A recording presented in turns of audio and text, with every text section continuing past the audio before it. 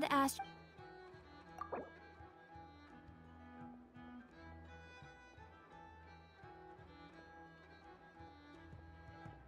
Thank you for completing today.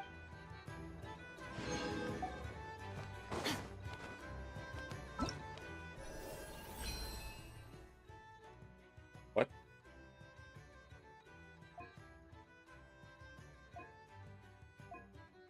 What?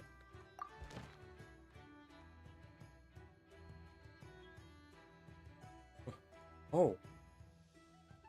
Oh, whoa. What?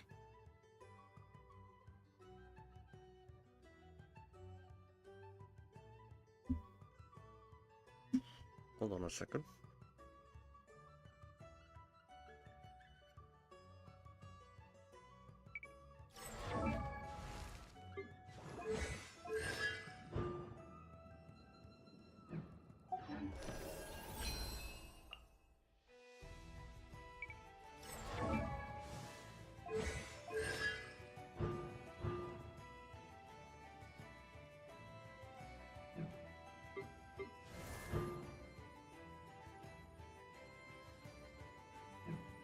Hmm.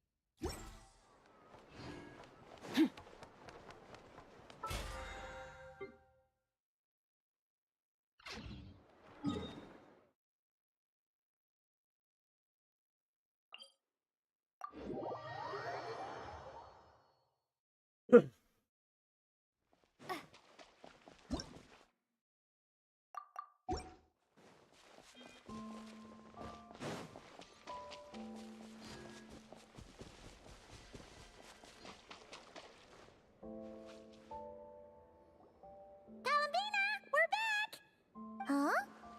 She's not here. Weren't there a few Kuhenki here last time, too? Where did they all go? Walkies? For Kuhenki? You're not pets, you know. Oh, well. Looks like we just came at a bad time. Let's try again tomorrow. There's still a few days until Moon Prayer Night, so we're in no rush. Besides, she needs time to rest anyway.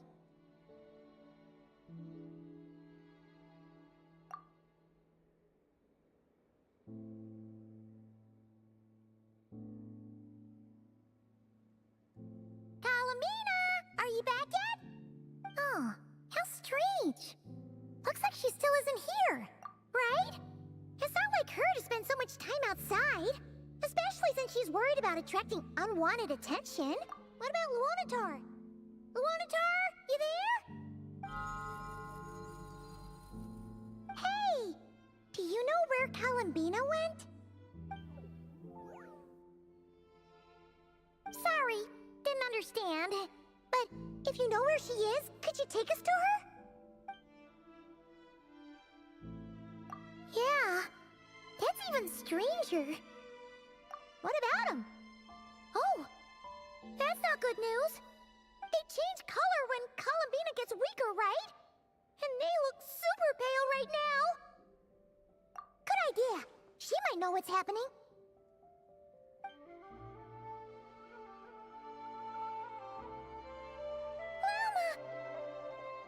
Ah, it's you. How is Kutar? Is she okay? No, she hasn't. I came here to check on her after I noticed the flowers had changed color. Based on past precedent, she must be very weak right now. Even getting up to walk would be a struggle. It seems unlikely that she wandered off outside. Not to mention that she doesn't do that at the best of times either. So yeah, this is super weird. No. Very few people are in the know about Kutar's whereabouts. And if anyone suspicious had visited, they'd have left some sort of evidence. Come on, let's go to Nasha Town. If anyone has seen her, someone there will know about it. It's not Kai's information hub after all. Makes sense. Let's go!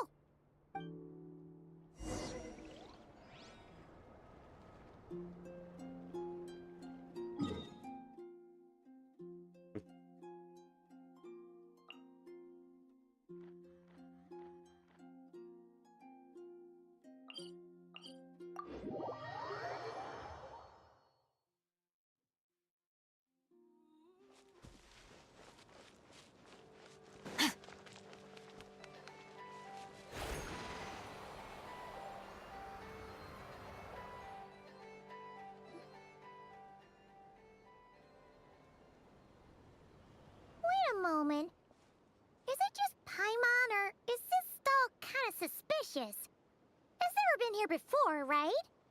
No, I don't recognize it. Alas, your free and easy adventure time is over.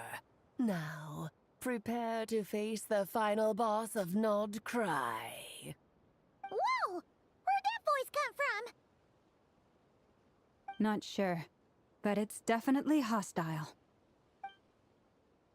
No, no, no, not that way. The final boss is right here. The sniffer mole? That's the final boss? Surely not. Also, Okay, the jig is up. I'll stop teasing you. Turn around. I'm right behind you. It seems I've managed to leave quite an indelible impression, even though you've never seen my face. Ah, nothing could make a great mage more pleased with herself.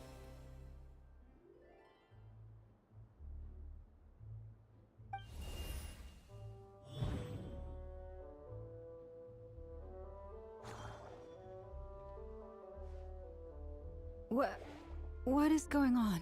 Alice. I've heard that all the big shots in Tevat have long, wordy titles that stun people speechless when they make their entrance. Unfortunately, none of them are affiliated with the Hexenzirkel, and we ourselves keep a very low profile. The notorious name-dropping doesn't quite work for us. Still, I, for one, think I'm really quite amazing. So that didn't stop me from coming up with a title anyway.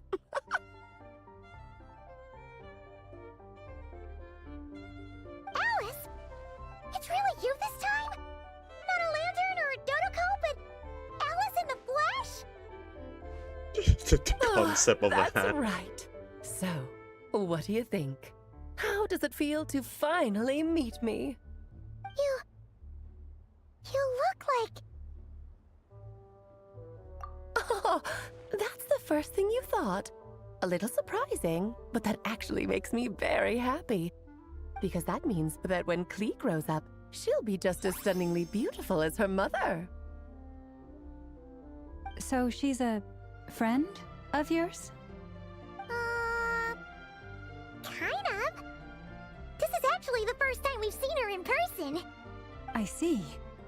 Madam Mage, that was, quite a powerful entrance. I certainly won't be forgetting it anytime soon. It's okay, Lauma, don't force it. Paimon will do the honors. This is Alice from the Hexenzirkel. She's a friend of ours. And of Arcus, too. That's right. She's a good person, just kinda...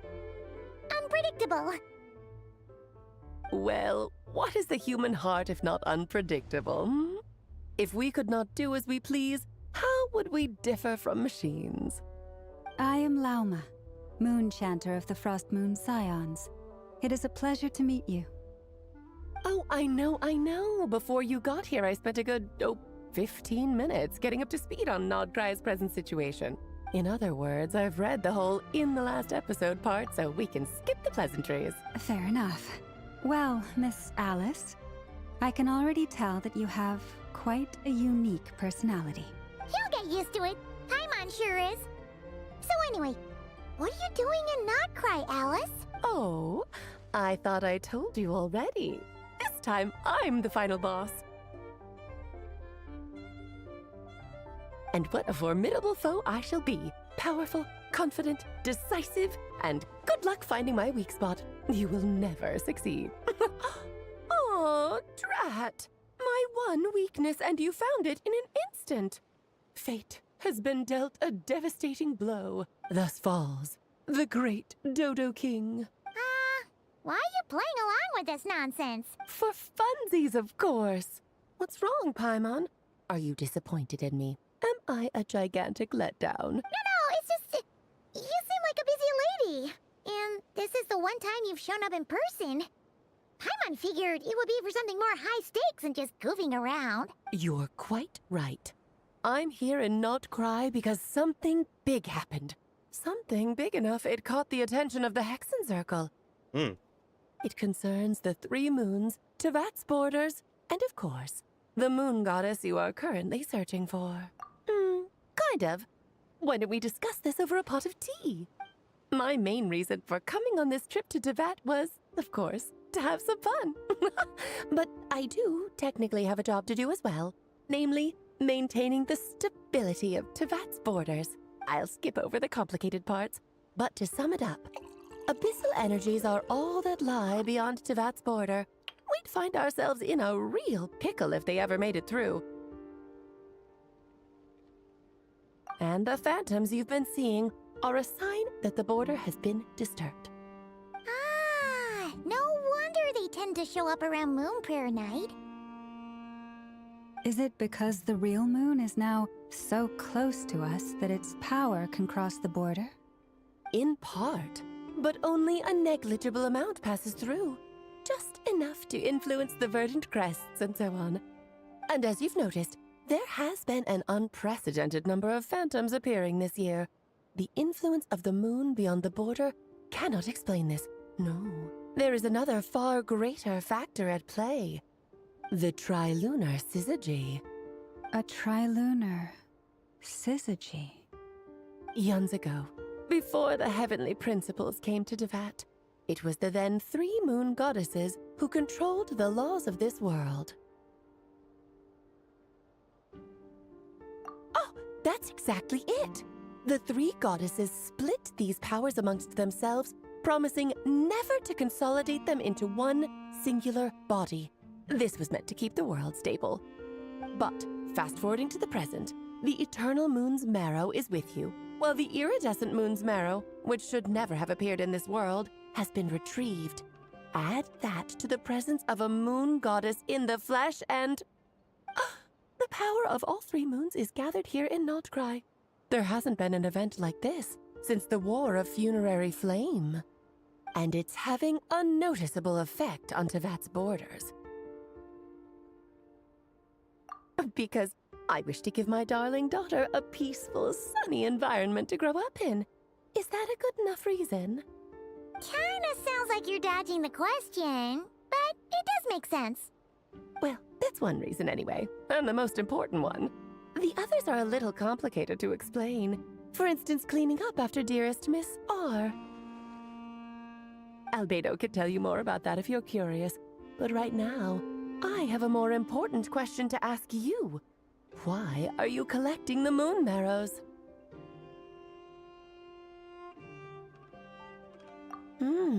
I see. Nicole told me about that legend once. Nicole? You mean Mage Anne? Oh, so you remember.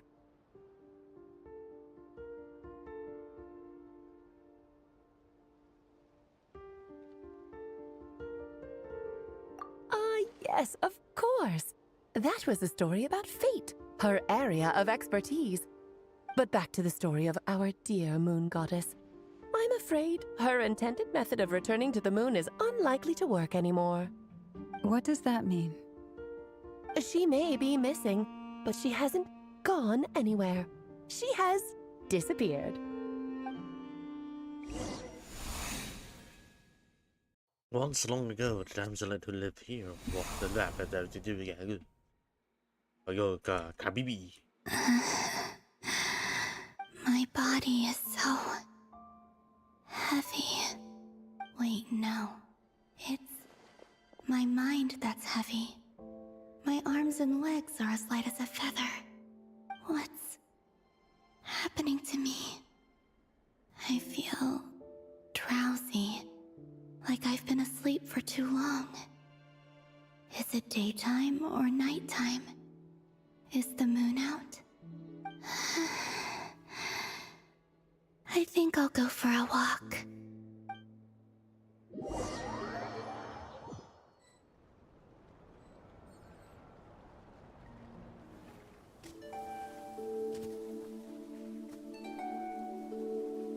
Are you out for a walk too? Huh?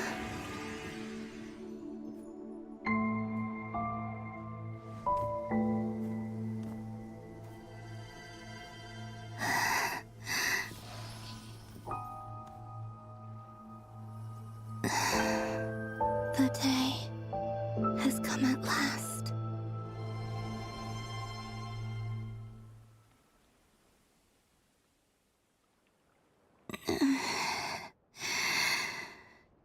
Have I grown so weak that I can't even sustain my physical form?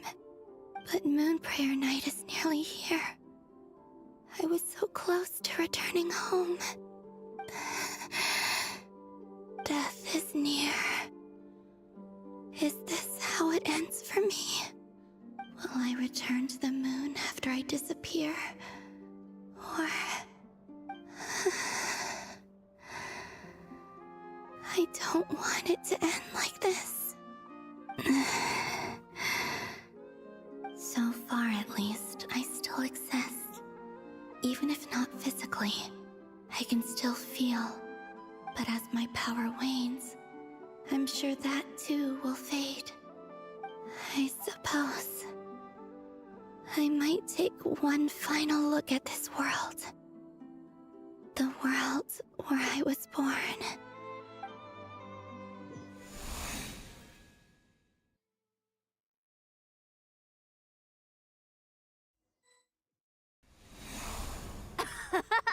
Come on! Come on! Wait for me! The Frost Moon Enclave. How much it has changed since I was born. These decorations, they're so heavy. It's times like this when you kind of wish men could be priestesses and acolytes. How fascinating. I've never had the chance to be privy to people's private lives in this way. In the past, people would get so solemn and serious the moment I showed my face. Like they were frozen stiff. Karina, Lametti, it's time to eat. Coming! I want to watch them a little longer.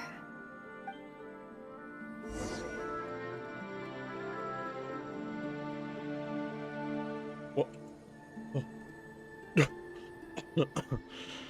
Holy shit, that caught me off guard. I can control as Columbina.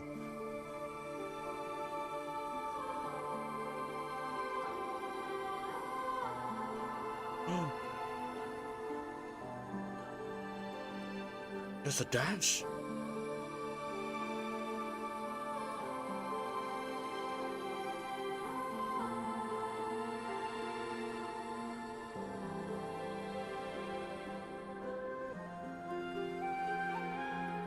So just fill these balloons with air, right? Yep. Try a couple now to test things out. The rest can wait till Moon Prayer Night. Think fast. Breda! Teasing an acolyte of the Frost Moon Scions? Surely that's a punishable offense. Take this!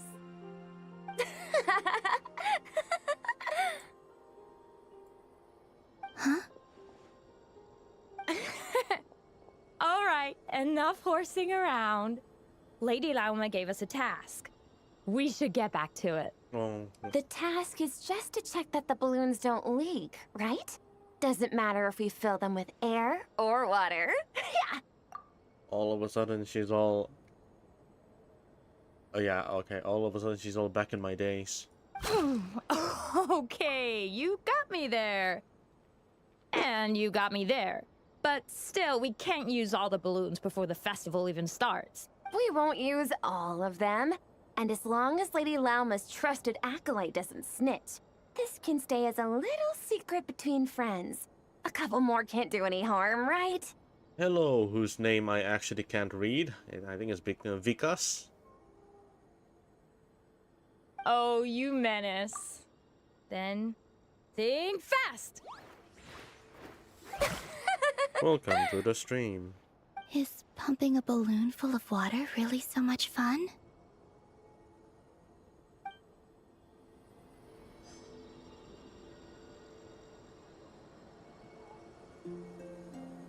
I am pulling for Durin? No. I'm actually skipping. I'm gonna pull for her.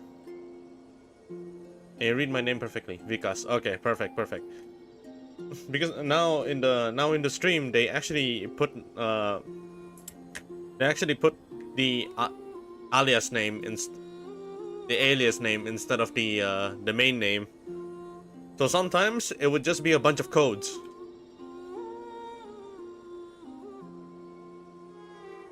I'm pulling for Columbina, actually. So I had to skip Durden. Oh my god. There's a little bit of a snippet I'm sure too. you're both tired from playing all day. Come on, eat up. A plain, humble meal. On how she's gonna That has always be been the traveling way of around. the Frost Moon Scions. Huh? How come Lamatti got a midsummer berry dessert? I always get Lockaberry. I don't mind sharing. You can have a bite of mine if I get to have a bite of yours. Oh, that's sweet. They're sharing food? I've never shared food with anyone before. Even at the Harbinger tea parties, everyone just ate off their own plate. And when I couldn't finish my food offerings from the Frost Moon Scions, they'd leave the leftovers out under the moonlight for the animals to claim. I was pulling for Bennett, but I got Durin in the first 10 pull and second 10 pull. And then second 10 pull you got Bennett. Congratulations, but oh wow. I can't. Actually, if you have any Hexen Circle characters, then it's a huge power up. Yeah, it's a huge power up. Like if you have Bennett, if you have Fischl, Albedo,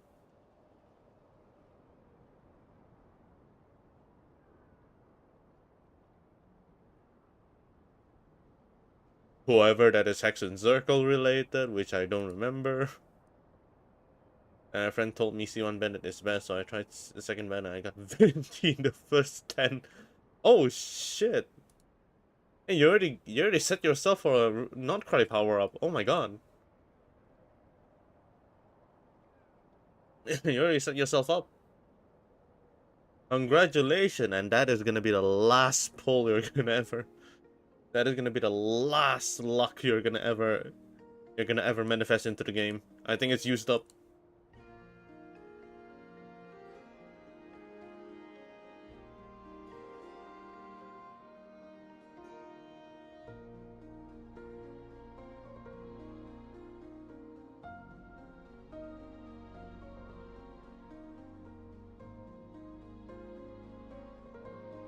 Hey!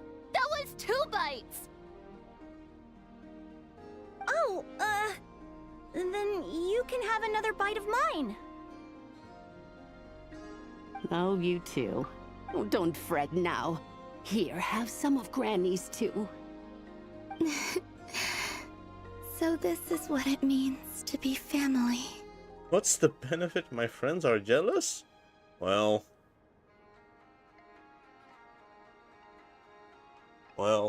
getting gacha characters is basically a competition. It is what it is. It's okay. It's okay. My friend have a grudge on me for getting a bunch of D-looks. 3 of them lost Durin? Ah, well, that means you're higher in position now. You're more superior in Durin. Where's my server? Asia. I'm on the Asia server.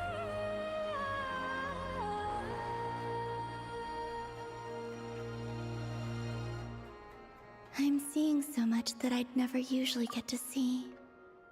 They'd never act like this when I was around. It's nice, being able to just watch people in peace in these final moments. What a rare opportunity. I think I'll go take a look around Nasha Town, too. Maybe the Traveler will be there.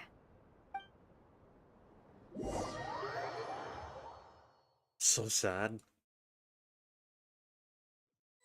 Your first 5-star was Flynn's. You got him in 30. Then Farina in 40. After the 30. War of Funerary Whoa. Flame, the moon goddesses were no longer recognized by Tevat. They lost the whole foundation for their existence. And Vortex and Ally weapon. Vortex? An Ally weapon in 50 and this whole banner in 40. I think the game is telling you to play Genshin long term. I think the game is telling you to start playing the game a lot more.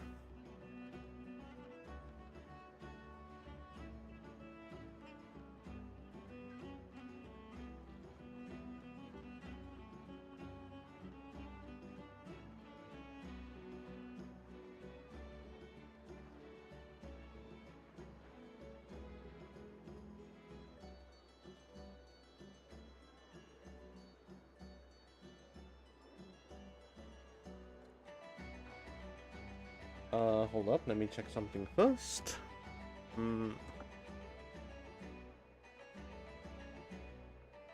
Although you sound like you're very fresh. You're 2 months old. Oh crap! Oh my god, you're very far away from the story. It's not that bad actually. You should be fine if after you like after you get used to the game. You can actually just play it so casually.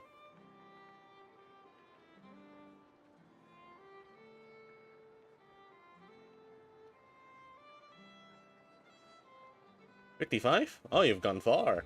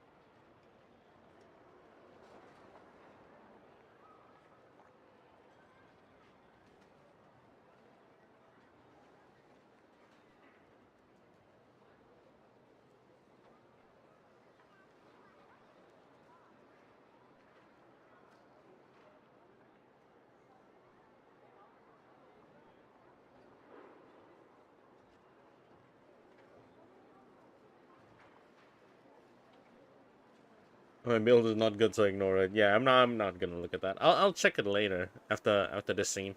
That's why the moon goddess's strength is fading. She cannot withstand the world's rejection of her. To be more pedantic about it, the moon goddesses did something to offend the heavenly principles, and that's why they were ousted. Something of a recurring theme in Tevat's history.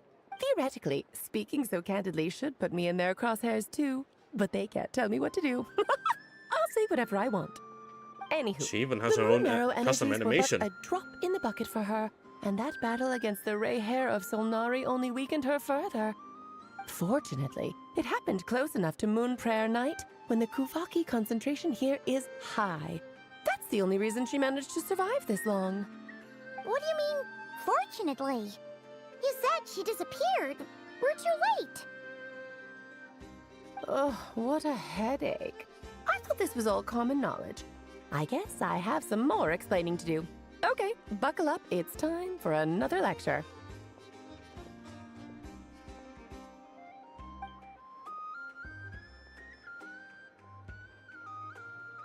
Oh, I'm covering this I all. Holy said shit. earlier that the Okay. moon goddesses lost the foundation for their existence. The reason for that has to do with the natural order.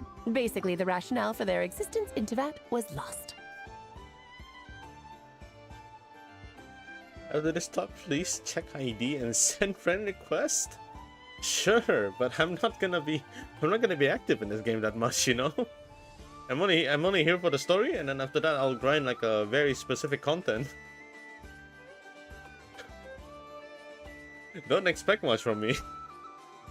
You're still a noob? Sure, man, says the one who pulled for Arlecchino, pulled for Venti, pulled for Durin. Ah, who else? Flins. Yeah, sure. AR-55 too? Although I guess it's not that bad because you're most likely haven't gone through some of the specific content that you need to go through. So, yeah, it's still not that horrifying. The same logic applies to the present moon goddess, too. Consider her existence so far. Her comrades in the Fatui called her Damselette, and she was worshipped as Kutar by the Frost Moon Scions. But these connections have now been severed, whether by her hand or yours. So, the rationale that once sustained her existence is now gone. Wait, we did that to her? Oh, well, strictly speaking, yes.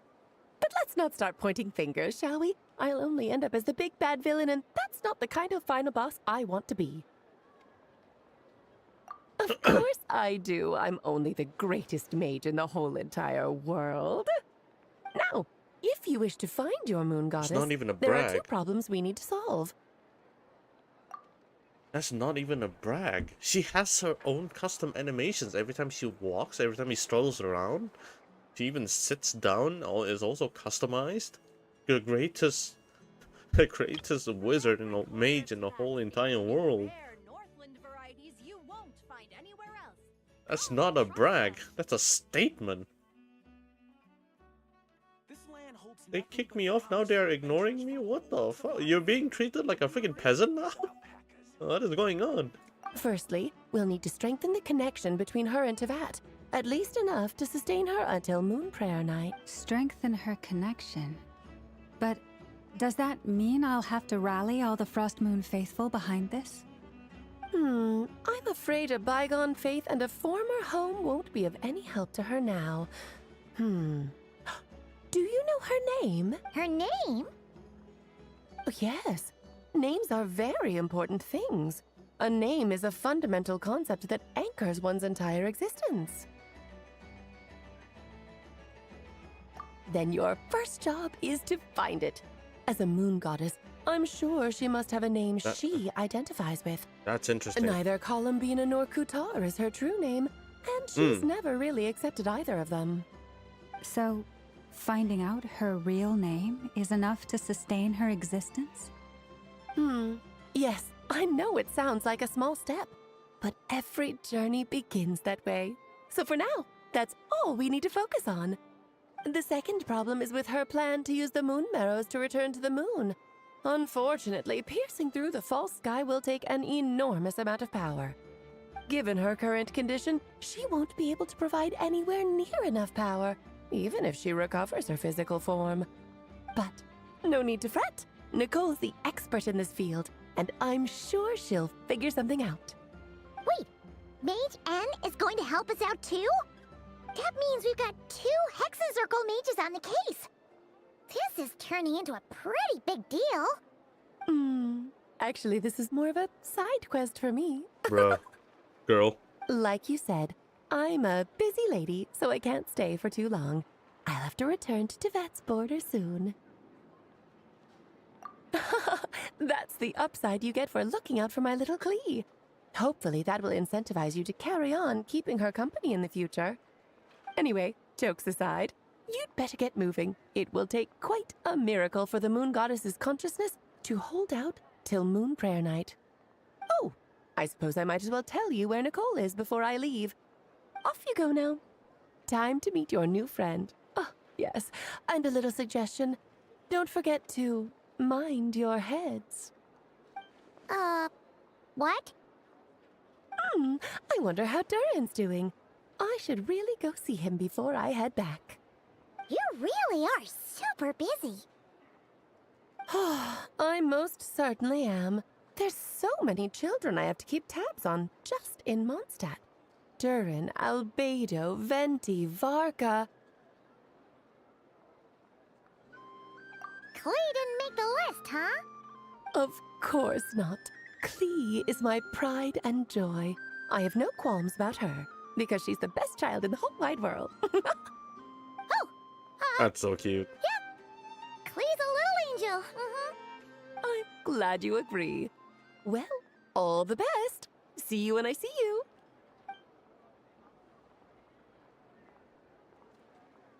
She left in a hurry. upper stall. Should we handle it for her? I must say, I am now very curious about her daughter. Klee, wasn't it? What's she like? That's a long story. Come on, we'll fill you in as we go.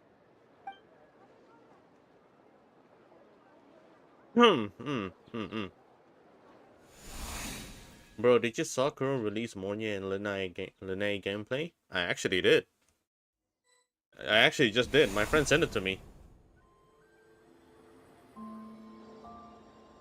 It's... What a lively place. I've never experienced Nasha Town like this before. It's pullable. It's pullable. It incentivizes you to pull. Hey, you old geezer! Your hammer's rusted through! Who are you calling old geezer? Are they quarreling? I'm looking right at him! You've really gone downhill since giving your daughter free reign in the workshop. Can you even swing a hammer anymore? It shouldn't take you days just to fix a single chair.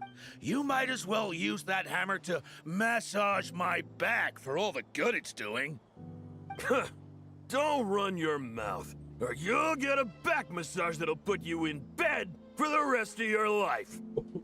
Look, the materials haven't arrived yet, all right? You know how busy it gets in the days before Moon Prayer Night. I'll bet you send all the materials to your little princess. Blood's always thicker than water, huh? Based on visual only, I choose human Shilonen.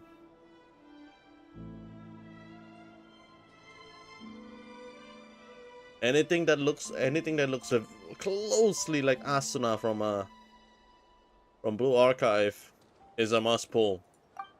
All right, you've made your point, Uncle Koski. As soon as the materials arrive, fixing your chair will be the #1 priority. And Dad, if you've got time to chat, why don't you lend me a hand, See? Lolka knows what the score is. I guess they're friends. But the way they spoke to each other was so ugly. Then again, it wouldn't be the first time I've seen something like this. Columbina! Sing outside my door in the middle of the night one more time, and I'll unscrew your vocal cords. You hear me? Will you try Arknight Senfield? Oh. High likely. Centrone. It's a high chance. Very high chance. But if they're still available in beta, I'm not gonna touch it just yet. So that was her way of trying to be friends with me. What a pity. I won't get the chance to say any ugly things in reply. Oh my god. Okay. Alright, Vikas, I don't think I can actually check your count anytime soon, so bear with me. Hey, have you decided what to give her for Moon Prayer Night? I sure have. She's gonna get the surprise of her life when she's least expecting it. Then I'll whip out the ring and pop the question. Oh man. The surprise of her life. What a fun turn of phrase. Cool, I get the picture. You can spare me the gushy details. Ooh, looks like we have a customer. Hello there, ma'am. Would you like some Moon Prayer Night candy? Huh? Is he talking to me? Can he see me? Here you go. Oh. Come back anytime. Right. Now, where were we? Oh, I'm gonna fucking I cry. don't know why, but I still held out hope. That's actually sad.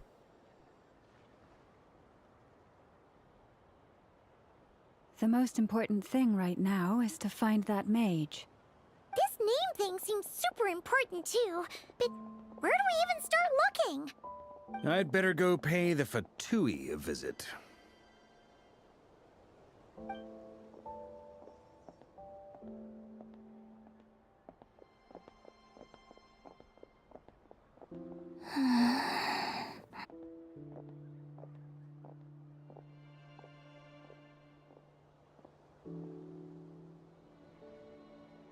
Oh, that's depressing. Oh man. Columbina? Wait, Wait.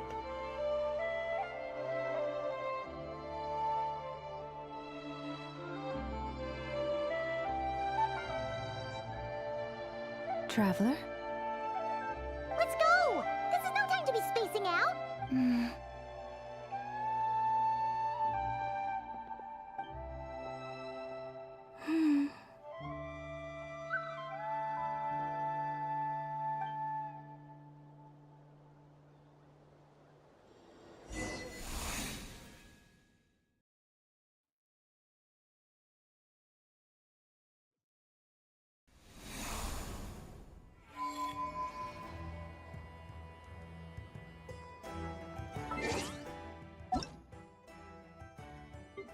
That is fucking sad.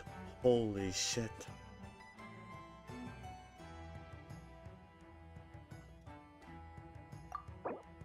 Oh, there you are. Oh my god. you know, people wouldn't believe you if you say you're a newbie. people wouldn't believe you. Like the only way they could actually trust you to be valid is checking your spiral abyss.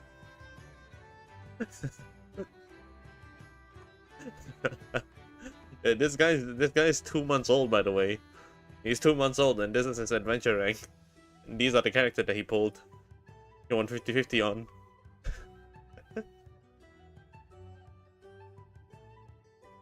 Actually, no. Another way to check if you're actually new is to check your Bennett constellation as well.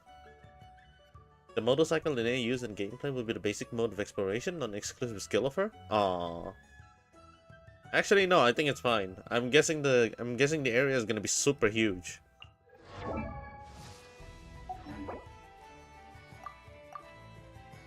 You wanna add friend, huh? Yeah, go for it. All right, here we go. But just a disclaimer, I'm not gonna be active in this game. I'm only here for the story and some very specific content. Where are they going? They mentioned a mage and a name? So, Mr. Varka, are you acquainted with this Nicole? Or should I call her Mage N? Ah, not really. We've never met, though she has come up in conversation. From what I've gathered, Alice kinda took Nicole under her wing. Taught her how to speak in a more ladylike fashion, that kind of thing. Huh. Okay, so she's an I animal. imagine Alice as an etiquette coach. Yeah, Alice is a larger-than-life personality, I'll give you that. But then again, that's why she's able to draw such an eclectic mix of people into her inner circle. Oh my god, If that's I how you remember pronounce correctly, being an interesting person is actually one of her main entry requirements. So, if you ever wanted to join the Hexenzirkel, I'm sure you'd both be eligible to apply. Hey! Don't go around making promises on Alice's behalf. I wouldn't dare. I'm just trying to paint a picture of the Hexenzirkel for you. Okay, sure. Anyway, since none of us have ever met Nicole, how are we supposed to find her? We can't just go up to every woman in sight and ask, "Hey, are you Nicole?" Maybe something she's wearing will give it away? Like, a windbloom pinned to her chest or something. Wait a minute. Alice never said Nicole was from Mondstadt. Oh, true. That would be this young lady, then? Oh. That's her. Hey there! Sorry to disturb you, but are you Miss Nicole? Varka, Knight of Boreas of the Knights of Favonius. Alice might have mentioned me before. Mm-mm. Ah, if we got the wrong person? Sorry. Well, this is awkward. When I shook my head, I meant, no, Alice hasn't mentioned you before.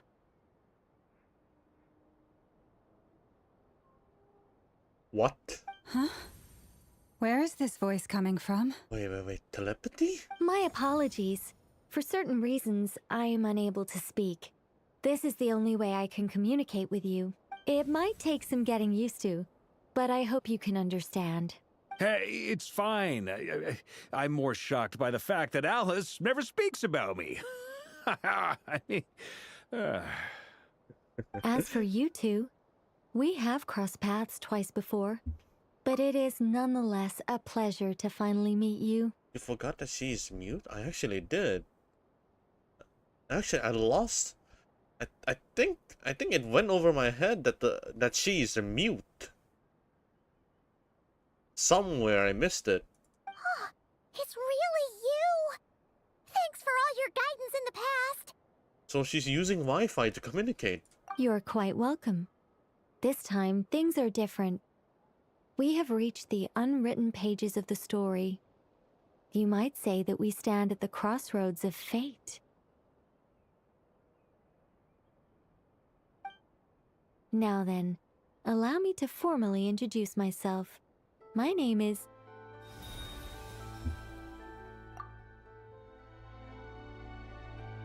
Oh my god, she's beautiful. You can already tell what I'm pressing right now. You can already you can already tell what I'm pressing right now.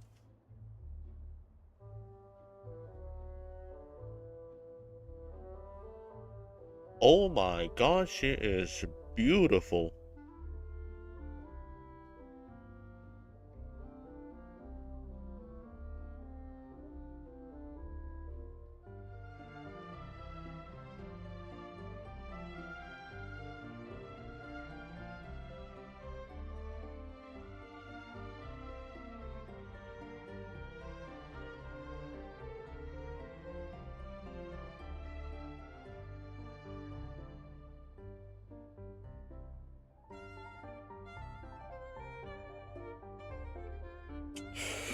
So, huh.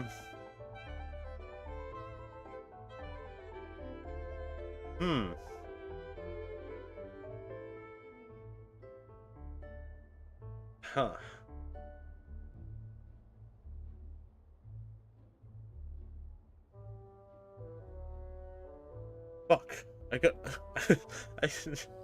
Oh my god! I could stare at her all day. What the heck? That is actually well designed. Also, the unappreciated master sculptor, the immortal literary giant, if only they'd right. And the silent angel, yet also the orator, the instant they utter a word, etc., etc.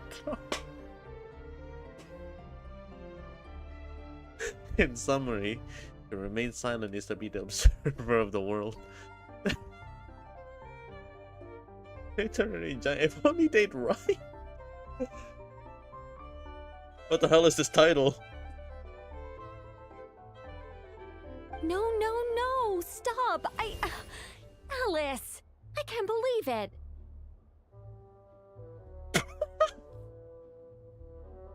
Oh, well played, well played. I had a whole speech prepared. I'd agonized over every single word. She always picks the worst moments to ruin other people's plans. I'm so sorry about that. Alice took the liberty of devising some bespoke self-introduction magic for each member of the Hexen Circle. But I could have sworn I deleted all of the triggering conditions for it. How did it bypass everything?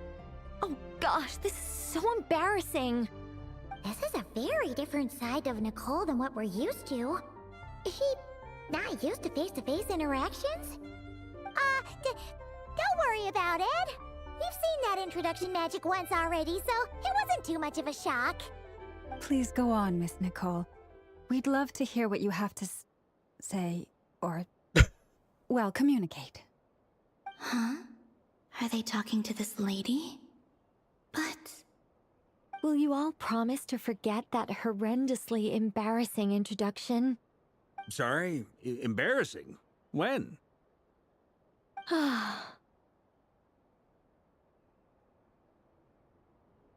Among the words that hopped out just now, I saw angel. Yes. My name is Nicole, and I am one of a very few angels who have retained both their preferred form and their power. The Traveler and Paimon should be no strangers to this concept. There is another of our kind in Natlan. They call her the Lord of the Night. All right! Paimon remembers her! Yes. Well, I have retained more of my power than she. It's because I don't have a long-term duty to fulfill. To be more specific, no. We'll be here all day if I get into the specifics. Moving on. If I'm not mistaken, you are here because you wish to learn how one might reach the moon beyond the sky. That's right. Is that something you can give us any guidance on? Yes, I do know a way. It began with the Hyperboreans, who lived after the War of Funerary Flame. Blank looks. Maybe I should start with the background of the war. Or maybe not. It shouldn't be an issue. I'll fill in the gaps for you when we have more time. Anyway, after that war ended, the three moons retreated to beyond the false sky. The Hyperboreans were humans I once aided. They accepted the civilization and creations bestowed upon them by the angels. But despite accepting many blessings of the angels, many among them still held on to their faith in the moons. They were reluctant to accept the new order. Even after the War of Funerary Flame, they sought to contact the moon goddesses beyond the sky and receive their guidance. I think Columbina has ADHD. But all three had passed away by that point. She's such a child. This mage has a unique method of communicating. Is she talking about the moons? Yes, but they did not know. And so, still they prayed for the moon goddess's mercy. After building titanic structures that consumed vast amounts of Kuvaki, at last they glimpsed the moons and heard their voices. But of course, they were gravely disappointed. For it was then that they realized the three moon goddesses were dead. Oh, that's such a sad story. It is. Humanity was in a very sorry state at that time. The angels who had once aided them were gone, and the War of Funerary Flames had left them homeless and destitute. Just a second, I gotta ask. How relevant is all this history to the task at hand? Well, I mean, it's... Okay, it seems we've drifted into irrelevant narrative waters. It's been a while since I've had the chance to speak inside someone's head. As soon as I got started, I lost control and the words just flowed out like a waterfall. What I'm trying to say is... Right, yes, that's it. The relevant part is the ritual created by the Hyperboreans. The fact that they bypassed the false sky and saw the true moons implies that they successfully built a connection between Tevat and the outside world. Which means, with enough Kuvaki and a sufficiently stable connection, it should be feasible to send one person over the border. Okay, so they built some kind of portal? Oh, yes. A portal. Yes. Is something wrong? You sound disappointed. I just didn't expect you to summarize it so well. It turns out I could have said all that in one word, if only I'd managed to think of it. No, please, it's fine. This is invaluable knowledge. I'll be sure to record and preserve everything in writing. Oh, really? Well, in that case, I suppose I could backtrack and add some more detail. I did gloss over a few things so far. Whoa, whoa, whoa, time out. Let's summarize what we've got first. The Hyperboreans were the last ones to use this method, right? So we somehow need to find whatever structure they built and make sure there's enough Kuvaki to power it up. Luckily, we have the moon marrow of both the eternal and iridescent moons, so we're all good for Kuvaki. Which means the key issue we need to focus on is finding the place. Am I right so far? Yes. Although I expect the structure is long gone by now. That said, what if we could take advantage of the phantoms to travel back to a time when it still existed? Well, travel back isn't quite accurate. It's more like we'd be creating a handshake between 2 points in space-time. We wouldn't even have to pick a time when it still existed. It could just be a time when it still appeared in phantom form via projection, or we could project our own phantoms, fold them together, and... You look lost. Was that too hard to follow? Yeah, things got a little, technical there. Paimon's brain is reaching capacity. Alright, let me think about how to put this more simply. Okay, got it. Over the next few days, I'll search for phantoms that we can use. Once I find one that meets the criteria, I'll let you know and we'll regroup. By completing certain rituals, specific individuals will be able to enter the phantom and make it to the Hyperborean structure.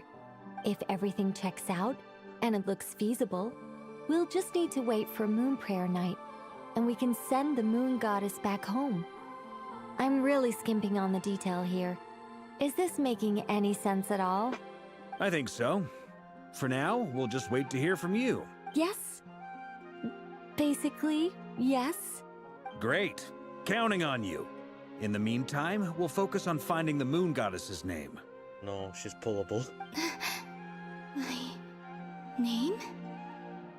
Are they looking for a way to stop me from disappearing? Excuse me, Miss...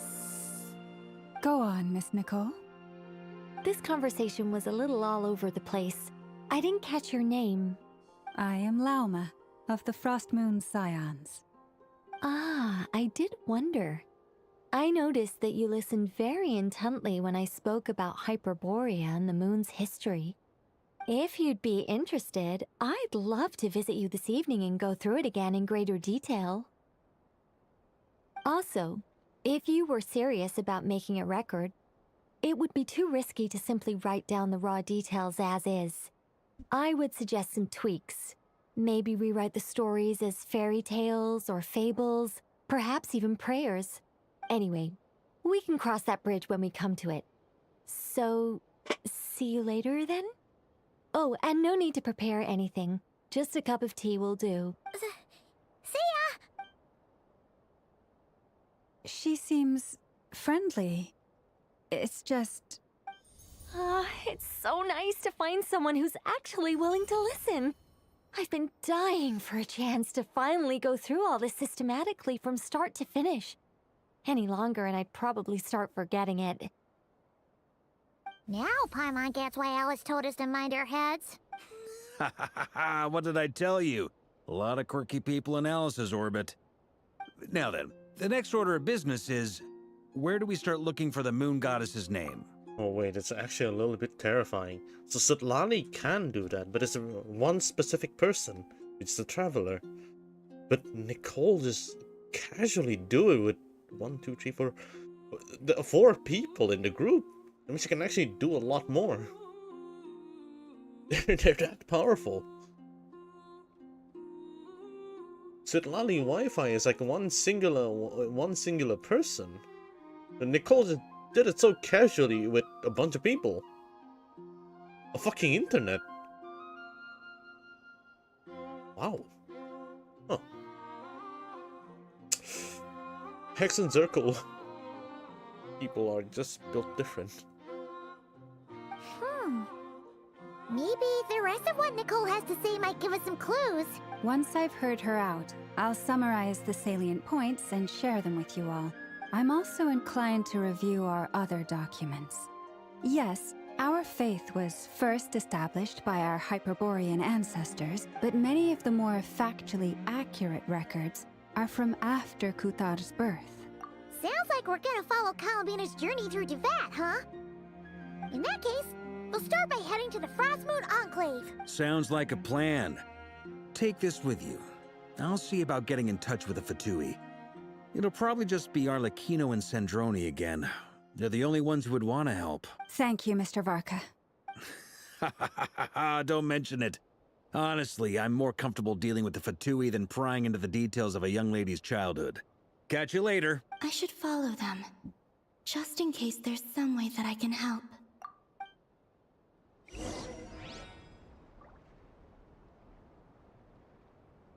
That's so cute. He still wants to help. That's so adorable.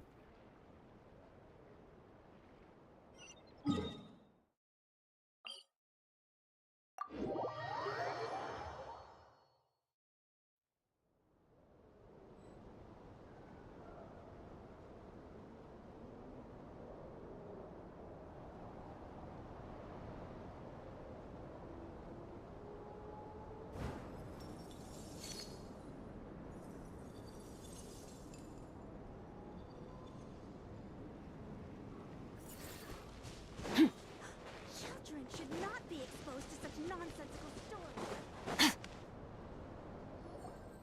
A while ago, I took the time to organize all documents in our possession that pertain to Kutar.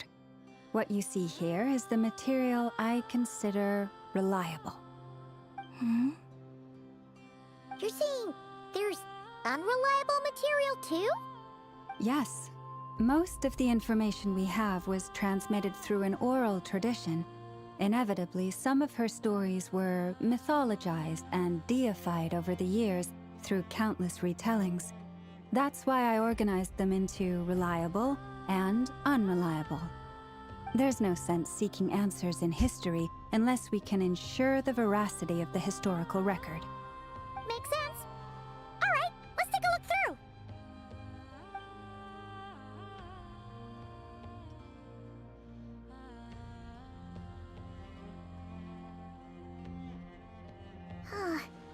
Almost all these records refer to Kutar instead of Columbina. Although neither of those is her real name. Paimon's not sure what point she's trying to make. What we can gather from these records is that the Frost Moon Scions worshipped her as a god, placing impossible expectations upon her. I cannot fault them for their earnest faith, but for all their devotion, worshipping her day in, day out changed nothing. I imagine that none of it resonated with Columbina. It wouldn't surprise me if, even back then, she had already begun to reject the name Kutar and everything it represented. Lama speaks the truth. When I heard them call upon Kutar with hope and expectation in their voices, they may as well have been calling upon somebody else.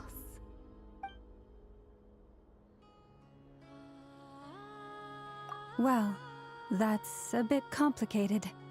I looked at the level of detail, perceived authenticity, prose style, and how realistic their portrayal of Kutar seemed to be.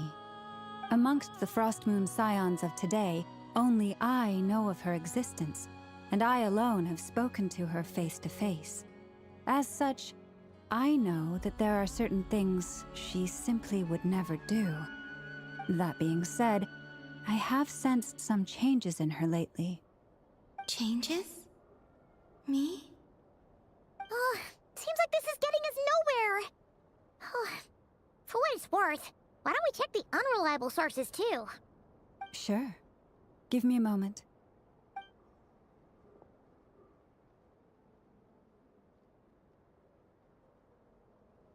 Exerting but a fraction of her divine might, Kutar sheared a great mass from the snow-capped mountain and cast it into the sea, upon whose surface shone the mirror image of the moon. Thus was formed the island of Hisi.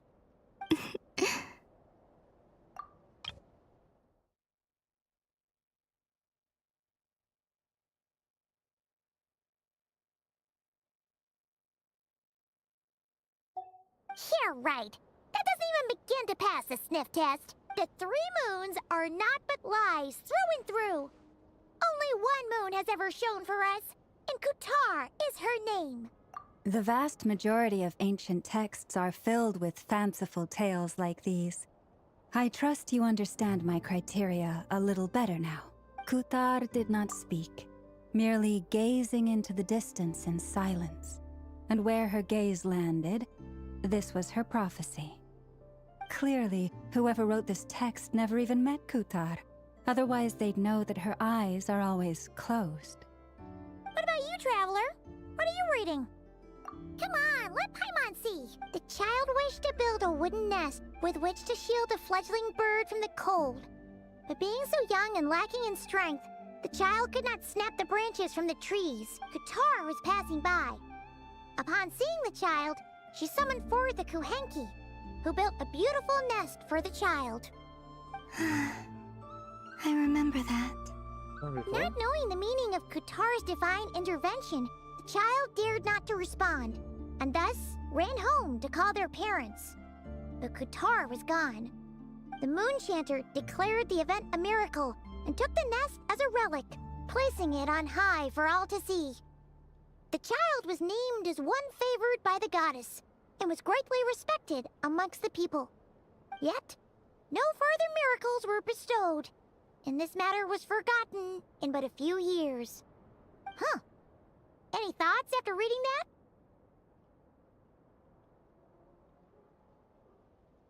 Yeah. Columbina probably just wanted to join the kid in making nests. Ah. I'd originally considered this a fabrication, because Kutar did not perform any similar actions in subsequent records. But now that I think about it, it does seem like something Columbina would do. It's just that... She didn't know how other people would interpret her actions. She was probably worried about making things difficult for people. And so, she gradually stopped joining in. Yes. Oh, that's so sad.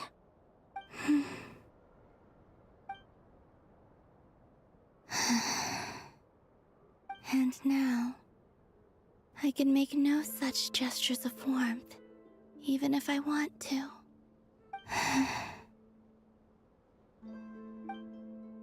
Still no name. That's a bit of a shame. But we did learn some interesting stories. That's gotta count for something. Varka said he was gonna set up a meeting with Arlecchino and Sandrone, right? Let's go back to Nasha Town and see how he's doing.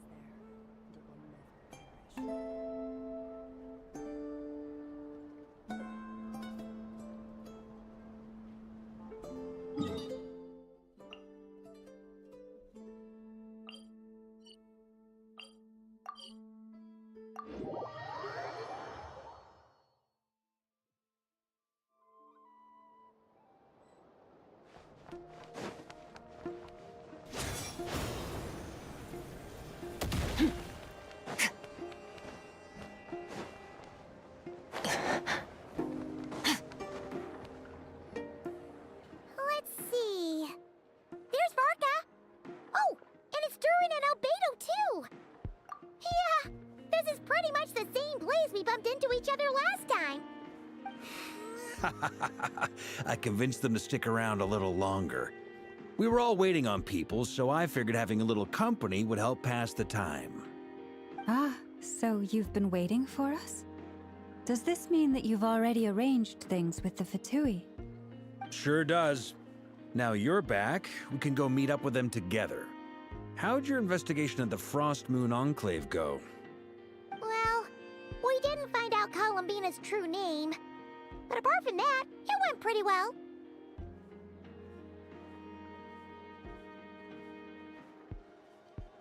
Aha, just as well that I didn't tag along then. I'm sure our moon goddess wouldn't want every man and his dog knowing all about her private life. Still, desperate times, desperate measures, I guess. Someone had to do it. So, Varka was waiting on us, but what about you two? Are you waiting for Alice? Oh, no, we already met with her. We discussed that experiment I mentioned to you last time. Oh, and she also handed me this communication device. That's right. I understand she informed you about the relationship between the phantom phenomena and Tevat's borders, yes? She wants me to help her with some more experiments on that front. She said that she'll contact me through this device with more information. Ah, I see. Following instructions and making observations. Pretty common research method. Takes me right back to Albedo's lab. Wait, then who exactly are you meeting? Someone you know. Albedo's met him too. But I don't think Miss Lauma or the Grand Master have been introduced. Introductions are overrated, especially in cases like this. It's you! So, it's not like the academia has prohibitions against going abroad. Also, I applied for leave.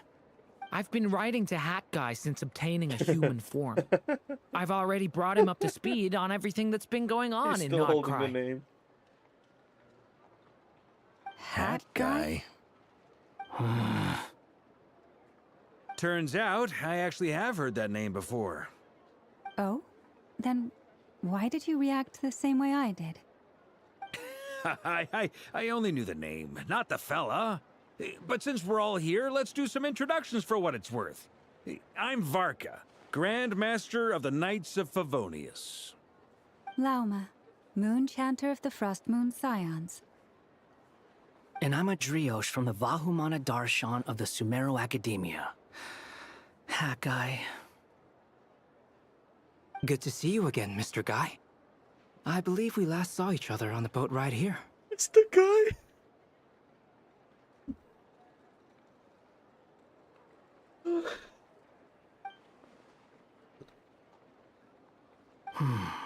Mind you, the only reason I came here is because there's someone I want to look into.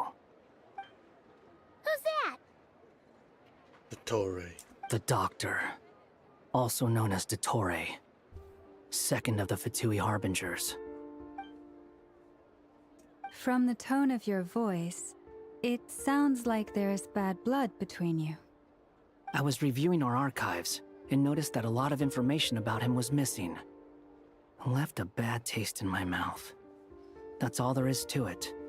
Dottore, or Zondique, as he was then known, once studied at the Academia, but he got kicked out before he could graduate.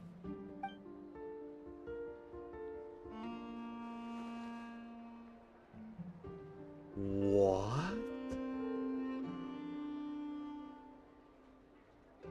What's the doctor?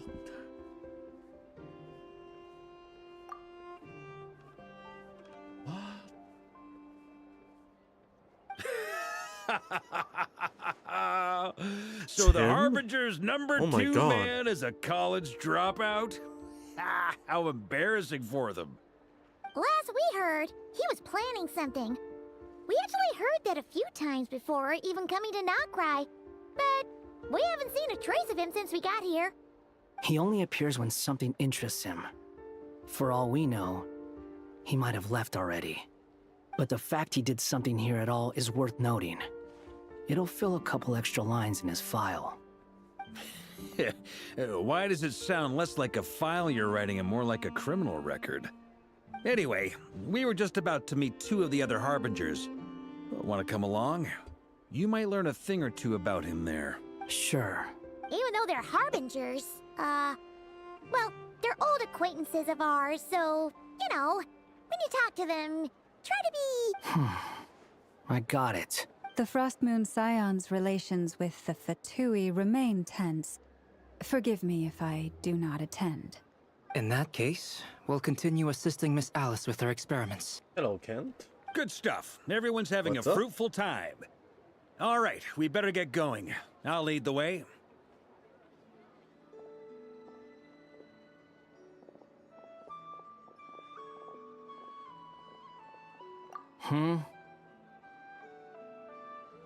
Would it be okay if I sent you a little bit of Genesis Crystal? Why? What is your plan here?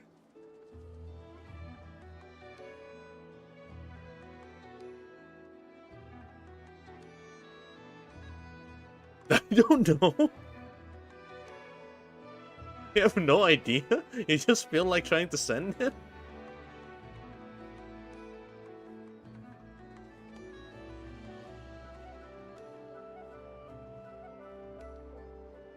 Never mind then, yeah, sure. It looks really sus. It's alright, I don't need it. I don't need it. Well, yeah, that's obviously part of it. But I'm not the only one who has a score to settle with him.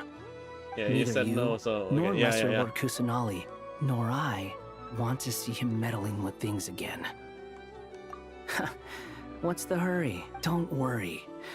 Pigeons always know which way home is. After the conversation ends, the group split into two teams led by Varka. He made it safe to the Baki something bureau. You made it. Who is this? A scholar from Sumeru. They call him Hat Guy. He's an old friend of the Travelers. Wait, this is the academia representative you wrote about? He doesn't exactly look the part. I believe this will prove my identity. You'll notice it bears the seal of the Sanctuary of Surasthana. Okay. Well, what do you know? So it does. All right then. My mistake. Do they not know who this person is? Are they just playing around? Are I just playing around? Because what the hell?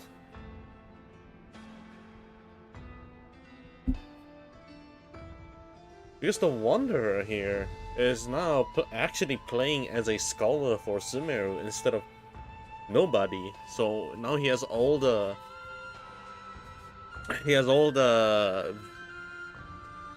authentication, verification documents as a citizen of Sumeru instead. It's fine. I expected as much. What? So as I mentioned in my letter, the Academia's got its Very eyes on interesting. Dottore, but this matter remains top secret. Apart from those assisting in the investigation, the fewer people who know, the better. If anyone asks, I'm here in Notcry to pursue my personal academic interests. Gotta say, Varka, you did pretty well to keep all this under wraps for so long. Sounds like you got in touch with the academia about this way back. you flatter me.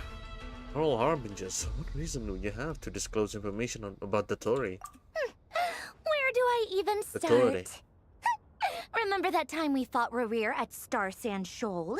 He sure let me have it then, didn't he? I'll bet Dottore had that all sketched out, with me as his convenient little pawn. He could not care less about us if he tried, but hey! The feeling's mutual. Does Dottore really strike you as the sort who values his relationships with his colleagues? Fair point. Definitely not. Which is why I always keep my guard up whenever he starts making suspicious moves.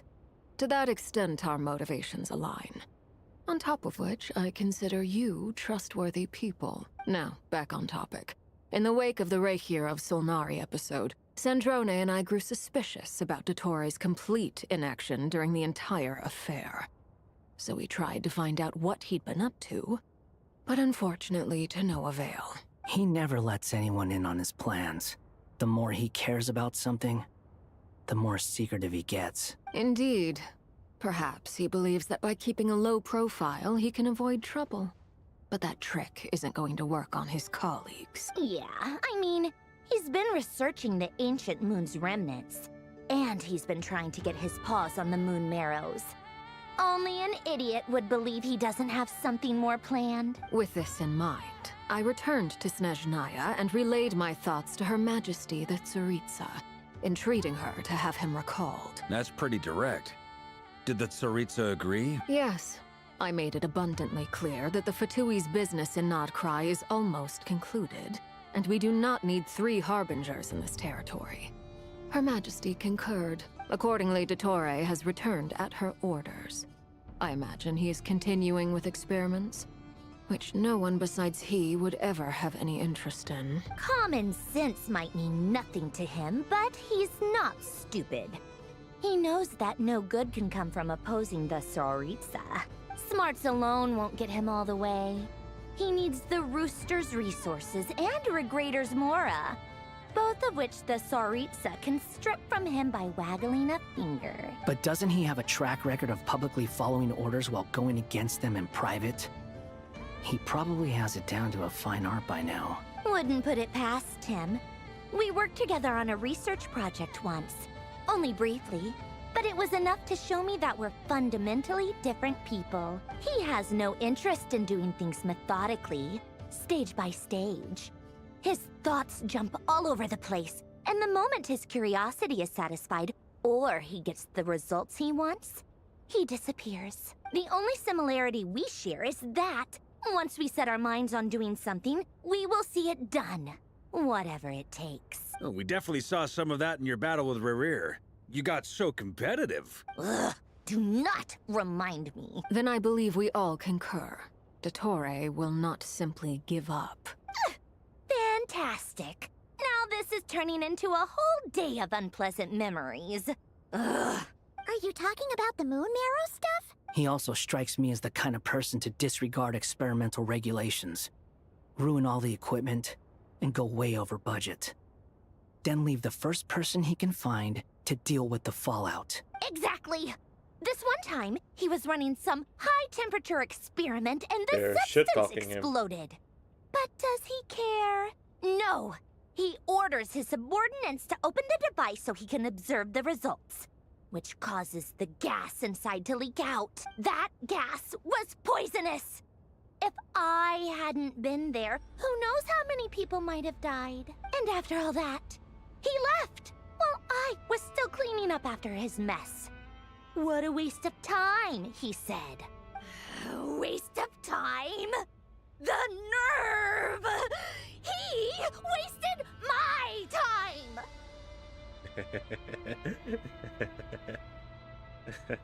God, I love her so much. I'm gonna pull for her. I'm definitely gonna pull for her. I'm willing. Oh my god. And after all that, he left while I was still cleaning up after his mess. What a waste of time, he said. Waste of time? The nerve! He wasted my time! You've been bottling that up for a while, huh? Hat guy, I must say, you seem awfully familiar with internal Fatui affairs. Especially when it comes to Dottore. How you? Me good. Thank you, Lady Harbingers, for providing such valuable information. I have no other questions for now, so I'll be on my way. Wait, what? You're just gonna leave? You're welcome to join if you want. Ugh. Just when Paimon thought he'd finally mellowed out. He makes quite the impression. I'll say. I've met tons of headstrong people, but not many of them would join me in bad-mouthing Dottore. Anyway, back to the main agenda. Barca, you said that Columbina has gone missing? Or rather, disappeared. Yeah. We're working on building a connection between her and this world. The simplest method is to find out her real name. I've actually asked her that question before, but she said she didn't know. Considering our relationship, I doubt she was lying to me. As far as I recall, she was never dispatched by Her Majesty to claim a gnosis or anything like that. Ah. You sure, Nemshuka? Oh yeah, I am sure. I am sure. I just got depressed from this character story in this game like an hour ago. So now I'm just hoping they don't double it down. The Tsaritsa's plans had long contained a place specifically for her. I always thought that was weird. What could she do that the rest of us couldn't? Knowing what we do now, it's probably something related to Kavaki, right? More than likely. When she first arrived, Columbina would often go to Her Majesty and ask when she could start the task assigned to her. But Her Majesty always gave the same reply. The time has not yet come. So she spent her days in Snezhnaya doing basically nothing. The Tsaritsa has summoned a beautiful blind maiden to be a harbinger, giving her the third seat by virtue only of her enchanting voice. It was a dumb and stupid rumor, but the reality of the situation made it hard to refute. And what happened after that? I imagine she stopped caring. She no longer seemed to care why she had been recruited.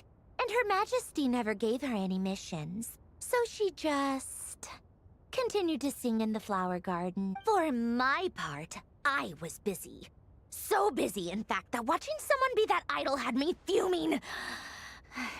But still, I got the sense that she had long been used to a life of other people claiming she was needed when she wasn't. I just felt that having a place to stay would cost me something eventually. And so I waited quietly for the day that I would have to pay the price. And on the other end of that spectrum, you had me. Someone once told me that I had the lousiest work and the toughest luck. That's a good way of putting it. It's a good but sad story. Well, it's not really sad. You see that blue lady over there?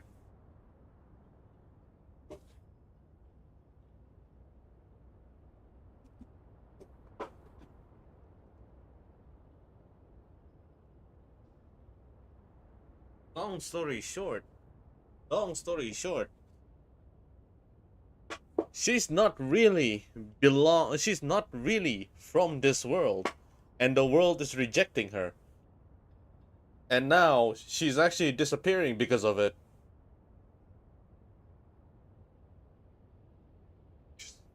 She wants to go back to her hometown from through a method. But it does look like time is running out, so now she's just there. Everyone will not notice that she's there, but she is there. Only the main character, aka the traveler, actually like notice her presence just a little bit.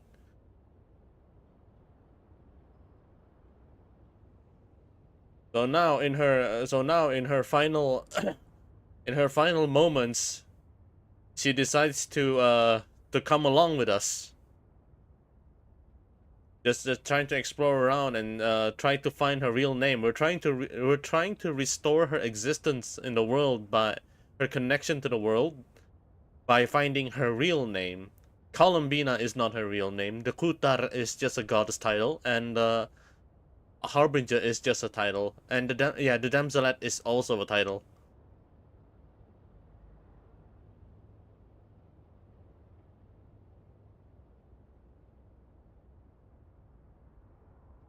It is depressing. You just hope it doesn't go that way, because the freaking wallpaper have some insanely sad foreshadowing. I forget who said it, but those words have always stuck with me. It's basically an image of her hugging a glass orb that shows a reflection of all the characters that she interacted with, waving goodbye to her. So, alright, I mean, I guess I'll drink some orange juice tonight.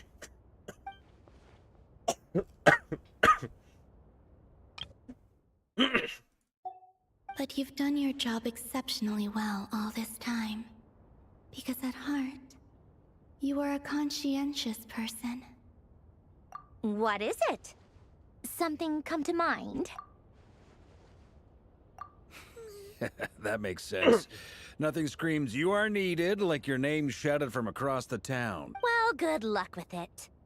But if you ask me, Columbina is still the most shoutable name. I'm just so used to it now. After all the arguments we've had, I can't be bothered trying to remember another name for her. Nor I. Sandrone. Harlequino.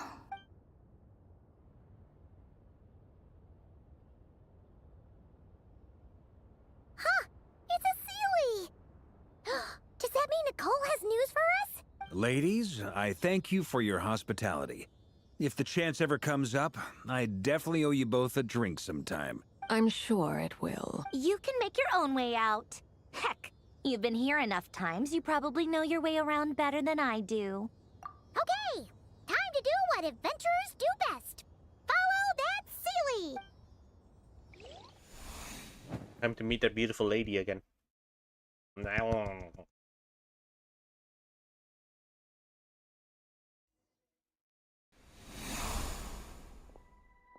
Here you are.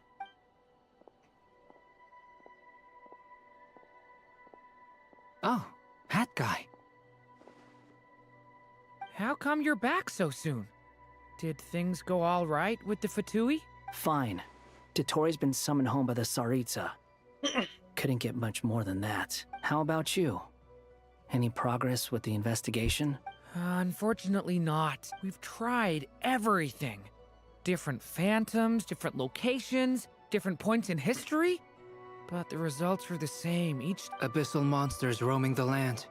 People crying out in despair, with no hope of being rescued. Every time I see it, I can't help but think, is this what it was like in Mondstadt when Dragonspine Durin attacked? And if I fail in the task I've been given, will I create yet another tragedy? That's just meaningless speculation. When we encountered similar phenomena previously, I tried to interfere with those illusions, using sounds and lights to guide them. However, we could not change their fates. At most, we were able to extend their existences. The events of the past are like fate that has been written into Irminsul.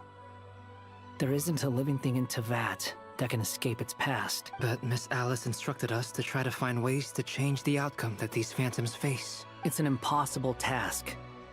Can't you just refuse? Since she asked us to do this, I feel like it can't truly be impossible. Or if it is, well, mages can make the impossible possible. I could not have been born as Durin otherwise. But you also said that your past 39 attempts were fruitless. That's true. But you're still going. Yes.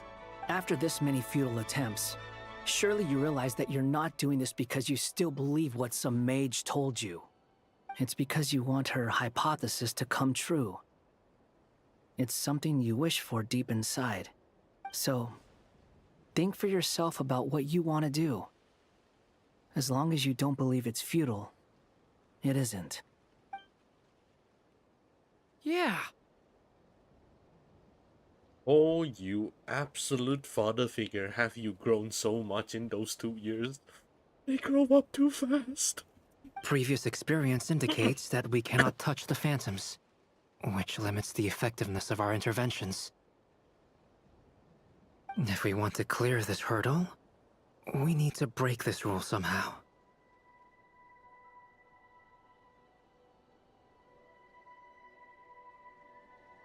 Same thought here. Following the same rules means repeating the same failures. Reducing ourselves to mere playthings of fate. So you mean we need to figure out a way to make contact with them despite knowing that we can't? Yes, and I suspect that's something only you are capable of. Everything in Teyvat is logged in Irminsul, but the withering that once occurred in Sumeru was a sign that the Great World Tree was being corrupted. This corruption allowed things that should not have existed in Teyvat to appear. This is tantamount to rewriting reality to an extent. You're saying abyssal power might be able to affect those phantoms? No one's ever tried it before. If you're gonna try it, it'll take courage. And you have to be confident that you can control it. Is anyone there? Has anyone seen my daughter? She's missing. I have to find her. I hear someone inside. Spargana? Are you in there? Ah! If I can use my abyssal powers to warn him that there is danger here, maybe it'll change his decision. Maybe he'll stay away. Yes. The important thing is not the nature of the power, but rather how you use it. To intimidate and obstruct. Sounds about right for the Abyss. Let me try. I should be able to influence that thing. I'm controlling a sim. Seen a little girl? What? This isn't the time for that! Just run!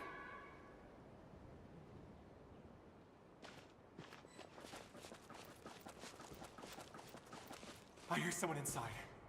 Spargana? Are you in there? Can use the power of the Abyss to affect the world in which the Phantom is located. For example, using on a stone pillar will create a barrier with the Intimidate, an obstruct attribute, which in turn will affect the choices and action of the human phantoms. This is such a short tutorial. What is this? Looks dangerous. I should get out of here.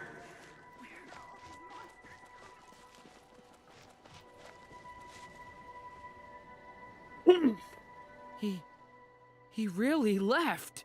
Ha! We did it! Don't celebrate too soon. Follow him. See what he does next. Monsters approaching from the front. You need to stop them and create an opportunity for him to hide.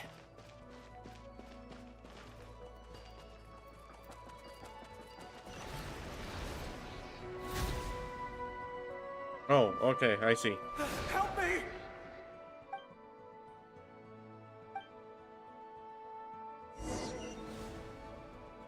Monsters approaching from the front. You need to stop them and create an opportunity for him to hide.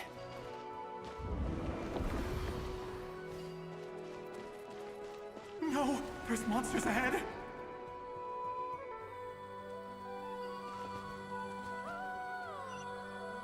Wait, is that the barrier I saw earlier? Why is it appearing now? It's as if someone's controlling it.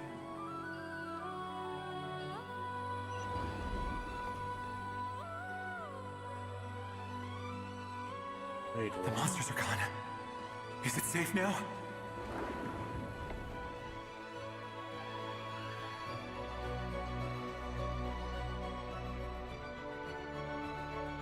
The barrier's gone too. How odd. Anyway, I guess I'll keep going. Quickly, let's keep up.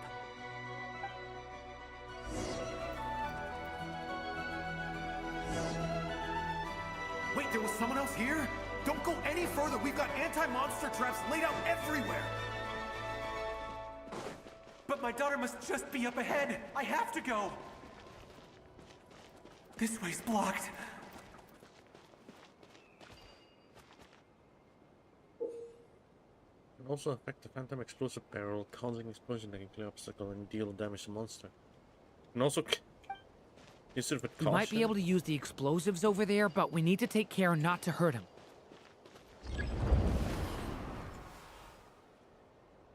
I'll use the barrier to keep him at a safe distance. This barrier seems to be helping me somehow. Hey, hey, wake up! Oh, no good. Gotta keep moving ahead.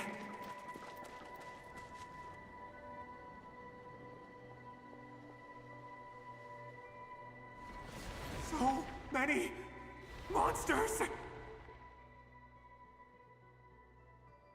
There's still a chance, Durin. Use the traps.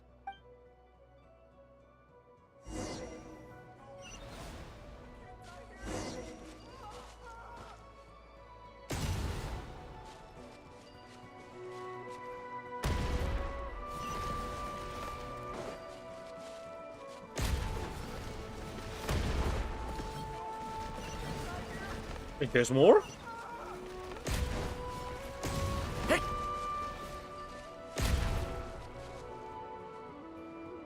This is a new development. I've never seen this happen before. We might just be able to save this person.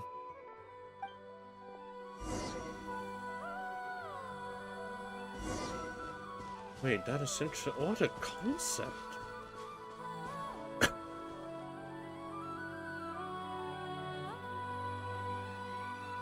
Hello there.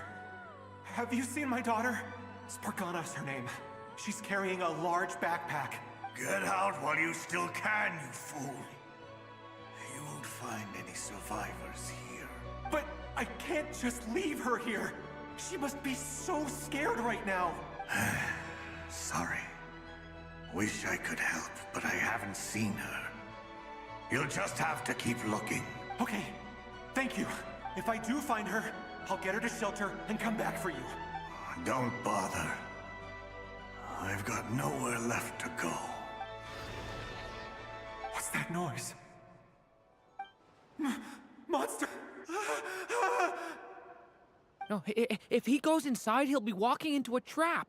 Let's try this once more. This time, we have to stop him.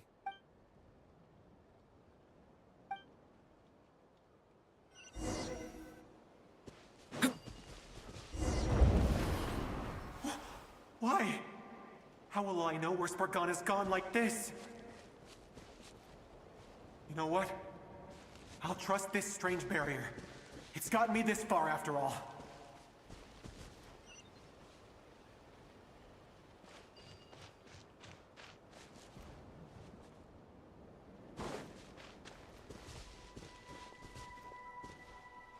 Spargana, are you there?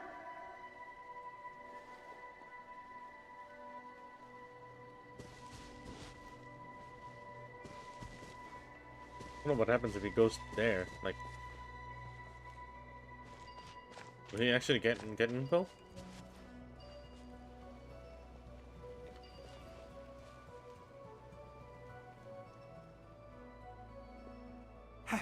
Hello, I'm looking for... Looking for what? Everything here belongs to me. Get him, boys!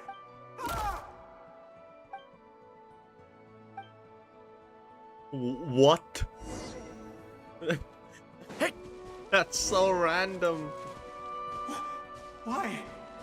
How will I know where Spargana's gone like this? You know what? I'll trust this strange barrier. That is so random. It's gotten me this far after all. What? What's this? Hey! Let us out!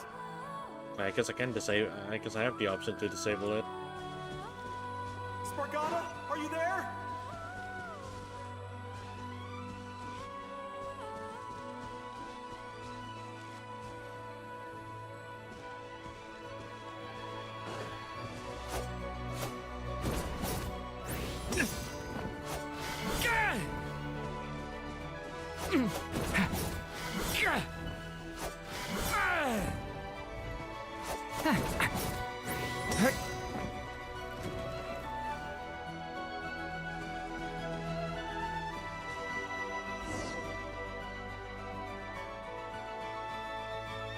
Oh, there's more.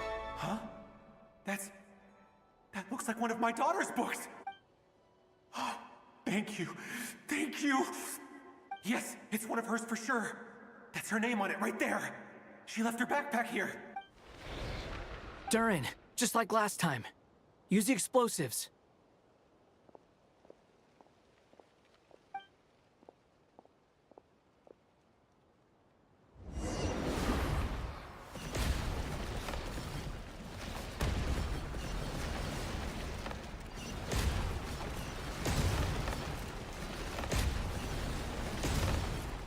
Oh, what am I playing? Osu? What the hell is this?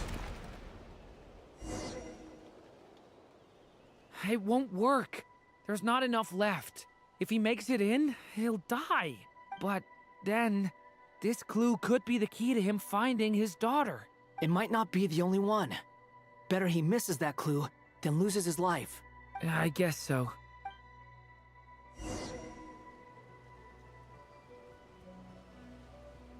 Stop him, Durin. We can't let him get any further in. Oh. He fucking dies.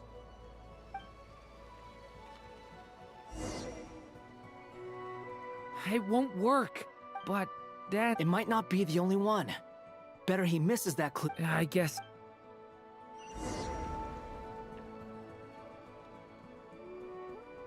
Stop him, Durin. We can't let him get any further in. That's my daughter's book. She's passed this way. Why? Why won't you let me go in? I've searched and searched and searched just for this. But how will I find her without any clues? I no longer have anywhere else to go. Wait, he dies? Like that? I'm sorry. I'm so sorry. He refuses to go anywhere else. Whether he opens this door or not, all that awaits him now is death. We couldn't change his fate. Albedo? Hat guy? Let's try one more time. I don't know how we're gonna do this, but I don't want to give up either.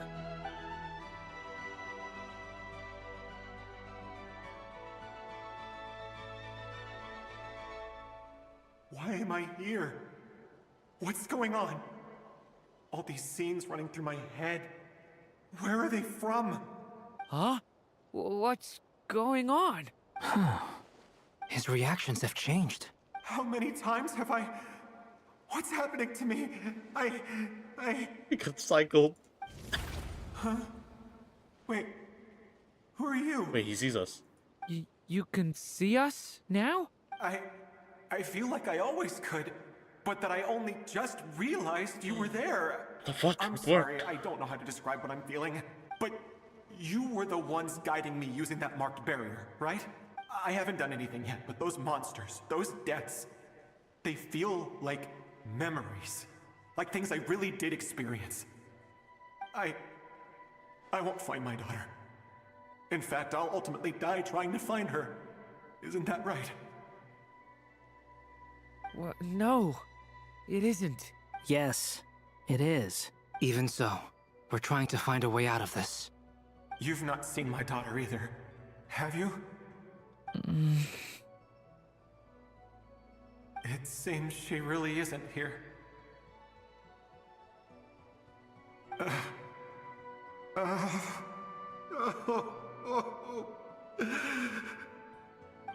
I'm sorry we couldn't help you.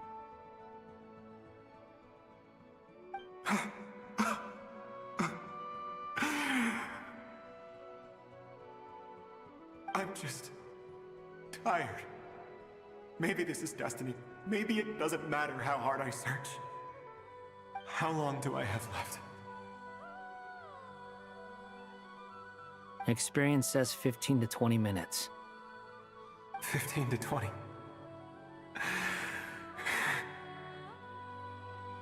Thank you for all your help. Let's rest a while. You look exhausted too. Now's not the time for you to start pitying us. It's not pity.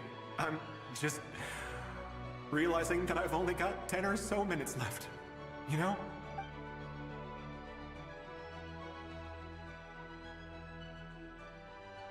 You say you're from Mondstadt, yes? A place with windmills, where people enjoy limitless freedom? And you're from Sumeru, where they've built an academy into a giant tree? Yes. It seems you've never heard of either place. Those names are unknown to me, I'm afraid. Yes. Have you heard of Hyperborea? I have, but I heard that it was destroyed in the distant past. I see. That was where my ancestors once lived. What about Delphi Pytho? Was it later rebuilt? I've never heard that name. Then what about Sal Vindagnir? I have seen that name on stone tablets on Dragonspine. But I'm afraid the only things left of that place are its ruins. I see. Sure enough, there was no way to turn this around, huh? I'm sorry. I was the one who asked to chat, but it seems like we're too many ages apart. There's barely any common ground to start from. It's all right. We did hear something new, at least. From how you speak of your lives, things must be going all right for you, I guess. They are. Mondstadt is a place of freedom and happiness. There's a lot of good people in the church and the Knights of Favonius, and even outsiders find that it's an easy place to feel at home. We have festivals a few times a year. Everyone gets together to drink, sing, and be merry. Sumeru is a lot more uptight. Not really the kind of place where you can relax. It's a nation fraught with problems wherever you look. But if all you want in life is to seek knowledge, I guess it's pretty much paradise. That's wonderful. In other words, after this all-devouring black tide passed, humanity did not merely avoid extinction, but rose to build prosperous civilizations anew. I mean, I can see you all right now. That must mean the future isn't a total mess, right? That's true. Well, time's almost up. Let's part ways, I think. Might be best if you don't waste too much time on me. The chances are slim, I know, but I'd like to spend these last few minutes looking for Spargana. If things work out, I'd love to tell her about what I've heard. May we meet again. Well, or not, most probably. In that case, may your wishes come true.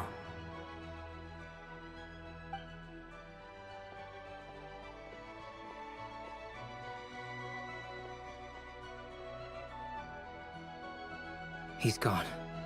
In a few minutes, he will meet the end that was his to begin with.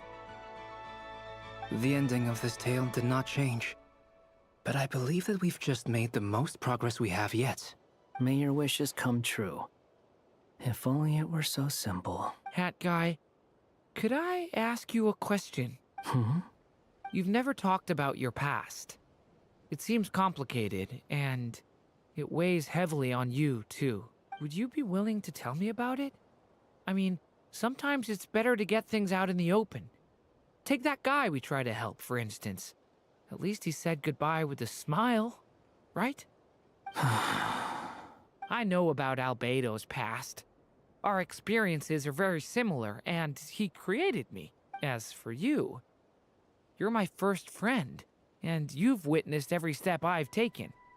But by comparison, I know nothing about you. Either way, I mean, we're still best friends. But if I knew more about you, I might understand your thoughts a bit better. I've told you about myself. I'm a student at the academia. And what did you do before that? Prepared for the entrance exam. All right. If you really don't want to talk about it, I won't press you any further. I was a puppet built from the branches of a white tree, using technology left behind by the Conrian schools of mechanical engineering. A white tree? You mean an Irminsul tree? Yes. A branch of Irminsul that was once connected to the main tree. So you had a human creator too? Yeah. But my creator abandoned me after deciding that I was a failure. After that,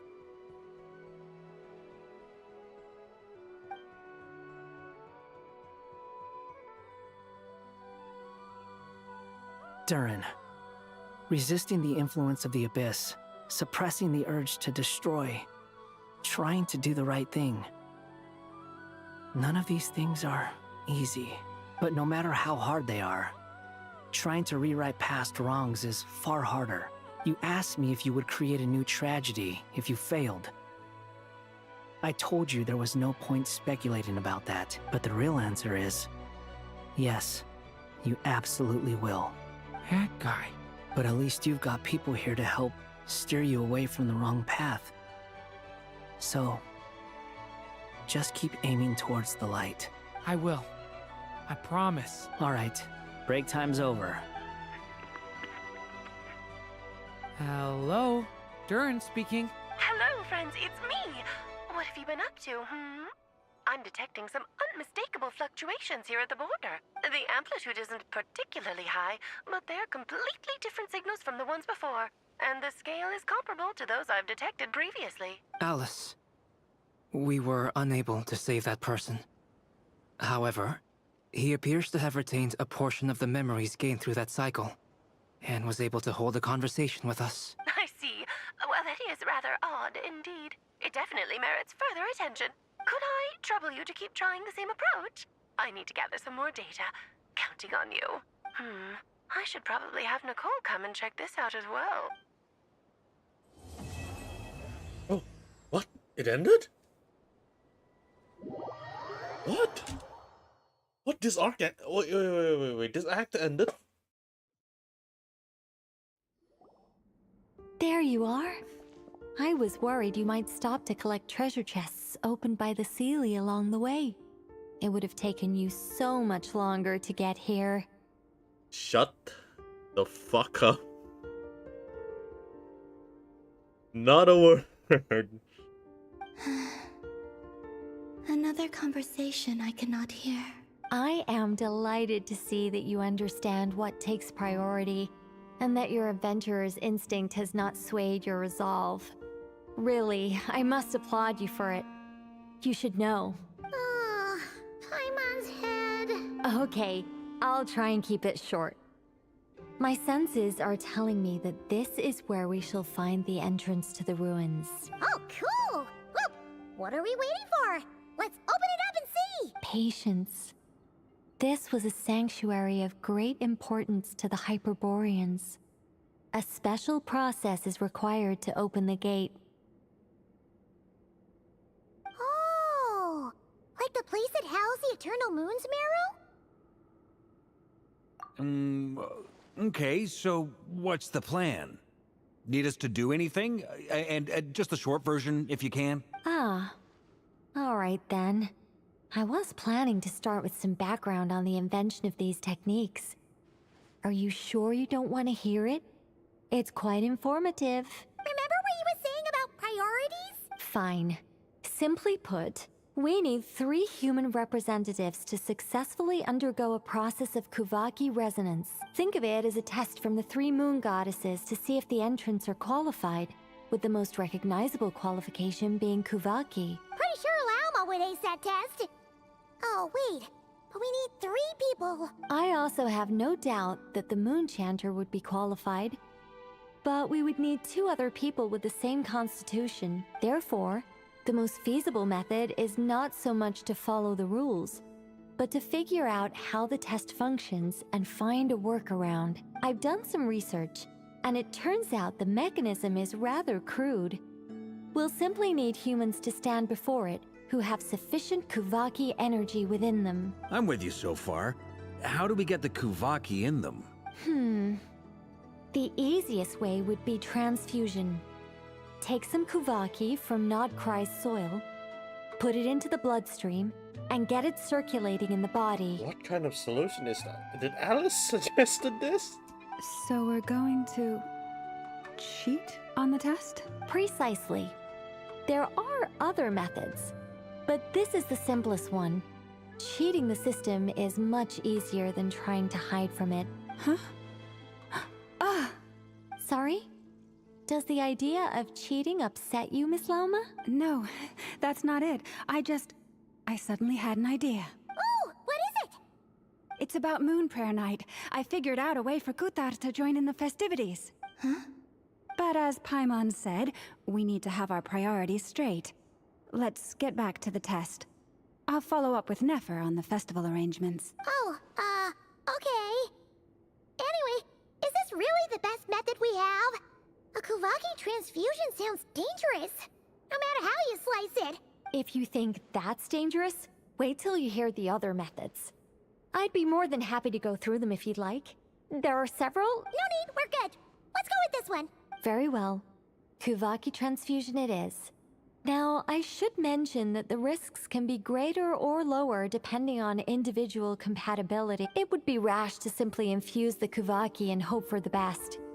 If the body rejects it, the reaction can be quite severe. The symptoms are similar to another condition that some people living here suffer from, known as congenital Kuvaki sensitivity. So, before we execute our plan, I will perform a simple test of my own to see who is compatible and who is not. Once that is done, we will have to complete the resonance process as rapidly as possible. The participants must remain stationary while the Kuvaki circulates and bonds with them, and they mustn't eat or drink anything. What? No eating or drinking? That's some hardcore fasting. They'll all be monks by the time they're through. 3 days. Oh, that's so long! And we still need to find 2 more people who are not just compatible, but also willing to volunteer. Fasting? What are they talking about? Really? Don't you want to think this through? Haha, count me in too. 3 days without food? I can handle that. Miss Nicole has made it clear that this is the easiest way. The way I see it, there's nothing else to discuss. It's time to step up. Yeah, you're right. In that case, Paimon volunteers to be captain of logistics. She'll keep the fires lit and grab some spare clothes to keep you comfortable. Then we'll start with you first, Traveler. Please step forward.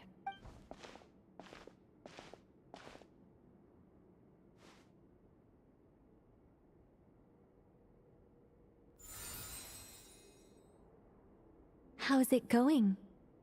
Do you feel anything? How about now?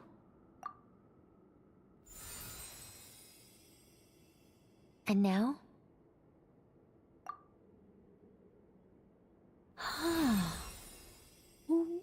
What about now? You guys, it's not a competition, you know.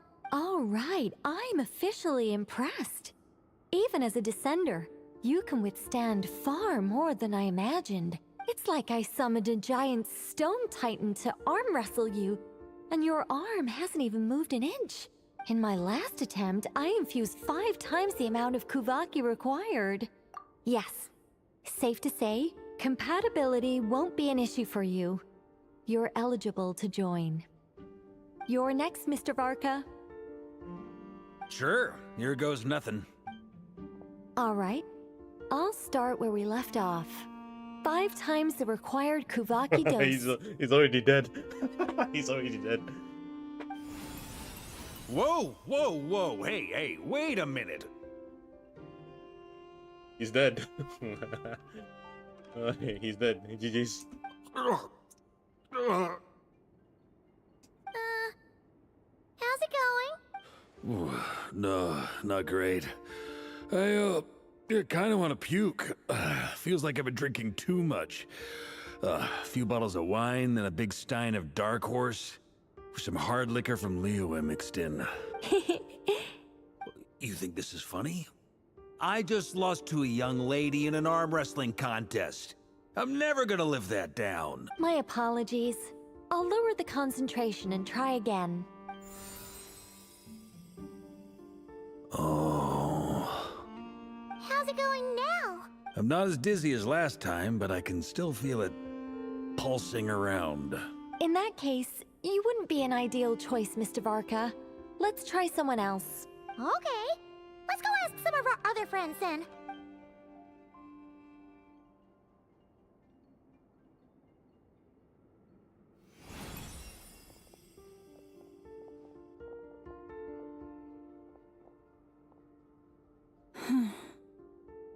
No surprises here, Miss Moonchanter. You're perfectly compatible. You may join.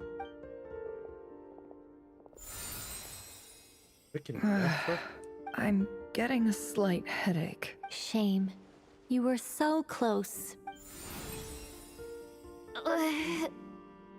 Whoa, I'm itching all over. Allergic reaction. We can't have that. Huh? Well, are you gonna start a walk? The Hexenzirkel is an organization that cares for and protects children. We will not have them do dangerous things. Not even tests. How would it not fall? Hmm? Oh, well, okay. But she's no human. Is something the matter? The candidates have to be human. I guess that rules me out too. Huh. Everyone except the Moonchanter got beaten. Guess I don't need to feel so bad after all. I mean, looks like this isn't gonna be as easy as we thought. Perhaps I could ask for volunteers among the Frost Moon Scions. I'll see about talking to some trusted Lightkeeper colleagues. Itlua springs to mind. Oh my god, that's how you pronounce his name? Itlua. I'll see about talking to some trusted Lightkeeper colleagues. Itlua springs to mind. Itlua. In fact, I think we had some former Frostmoon Scions join our ranks recently. Can you give me the scientific explanation for how the test works? I can probably make some kind of test bot.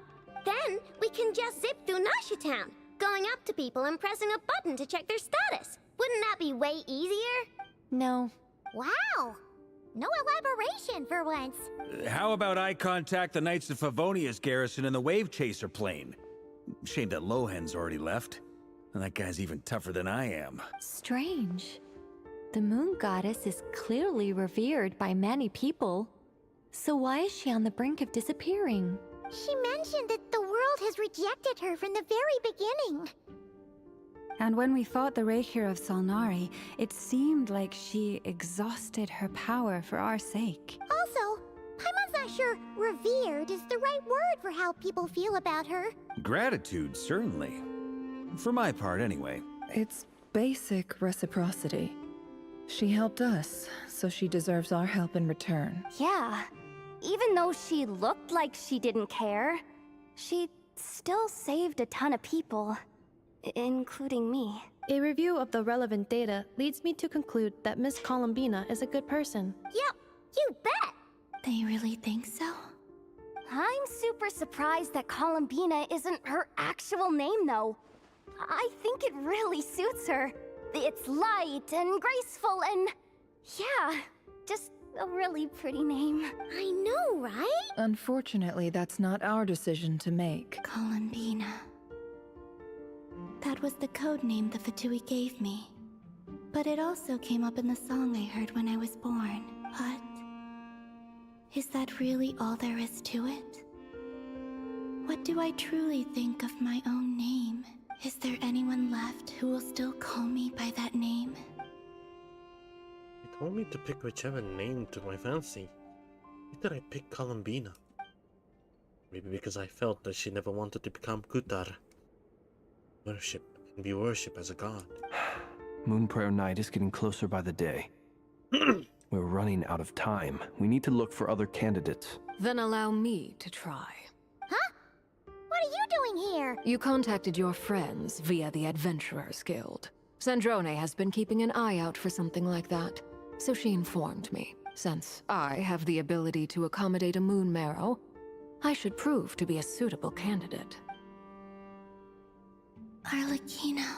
When can we begin? I see. We can begin right away. How was it? Did you feel any discomfort? Not at all. Then it seems we shan't need to look for additional candidates after all. Great! Cool. Alright, like Paimon said, the rest of us can take turns making sure the three of them stay warm and comfy. Then, my job is to take care of the caretakers. I will ensure everyone receives food and accommodation. I'm ready as well.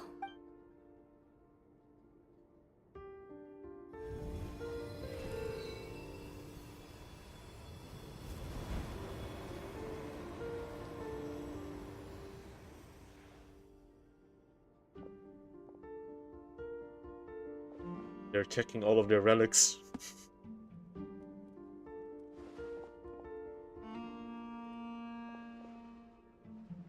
Oh, even Columbina's asleep.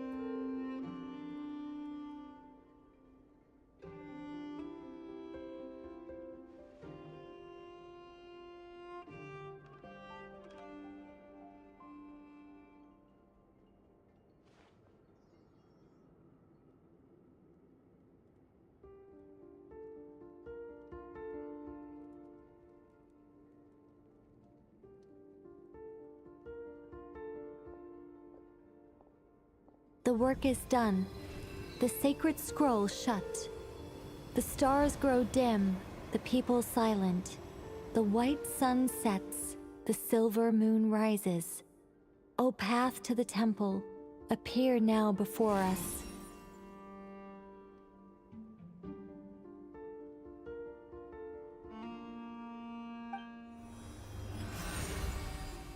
Wow!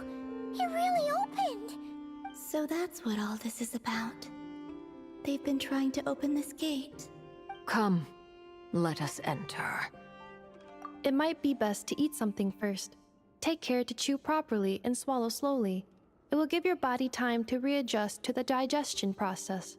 They will head in soon. They will need to enter this gate.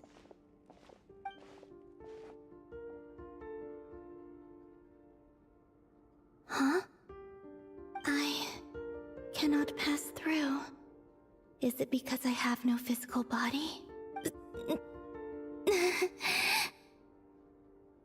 It has been 3 days. My strength has all but completely faded. Can I really hold on until Moon Prayer Night?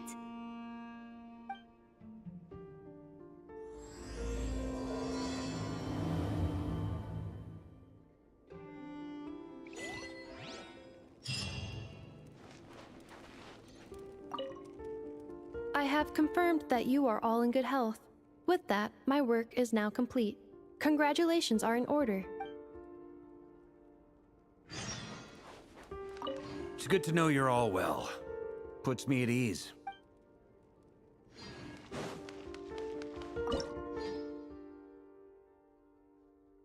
I'll continue this tonight, actually.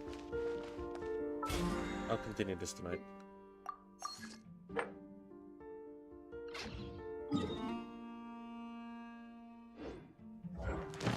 Okay, I finished my dailies. I finished this one.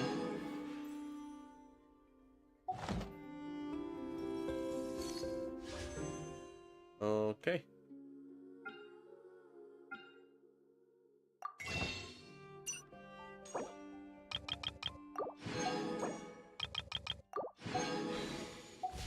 Alright, I'm gonna go do some stuff now. It's finished. This is a really nice checkpoint. I'll continue this tonight, and then hopefully we can actually move to WoWa later. But yeah. Alright, GG's. Thank you for watching. I'll see you guys later. Bye.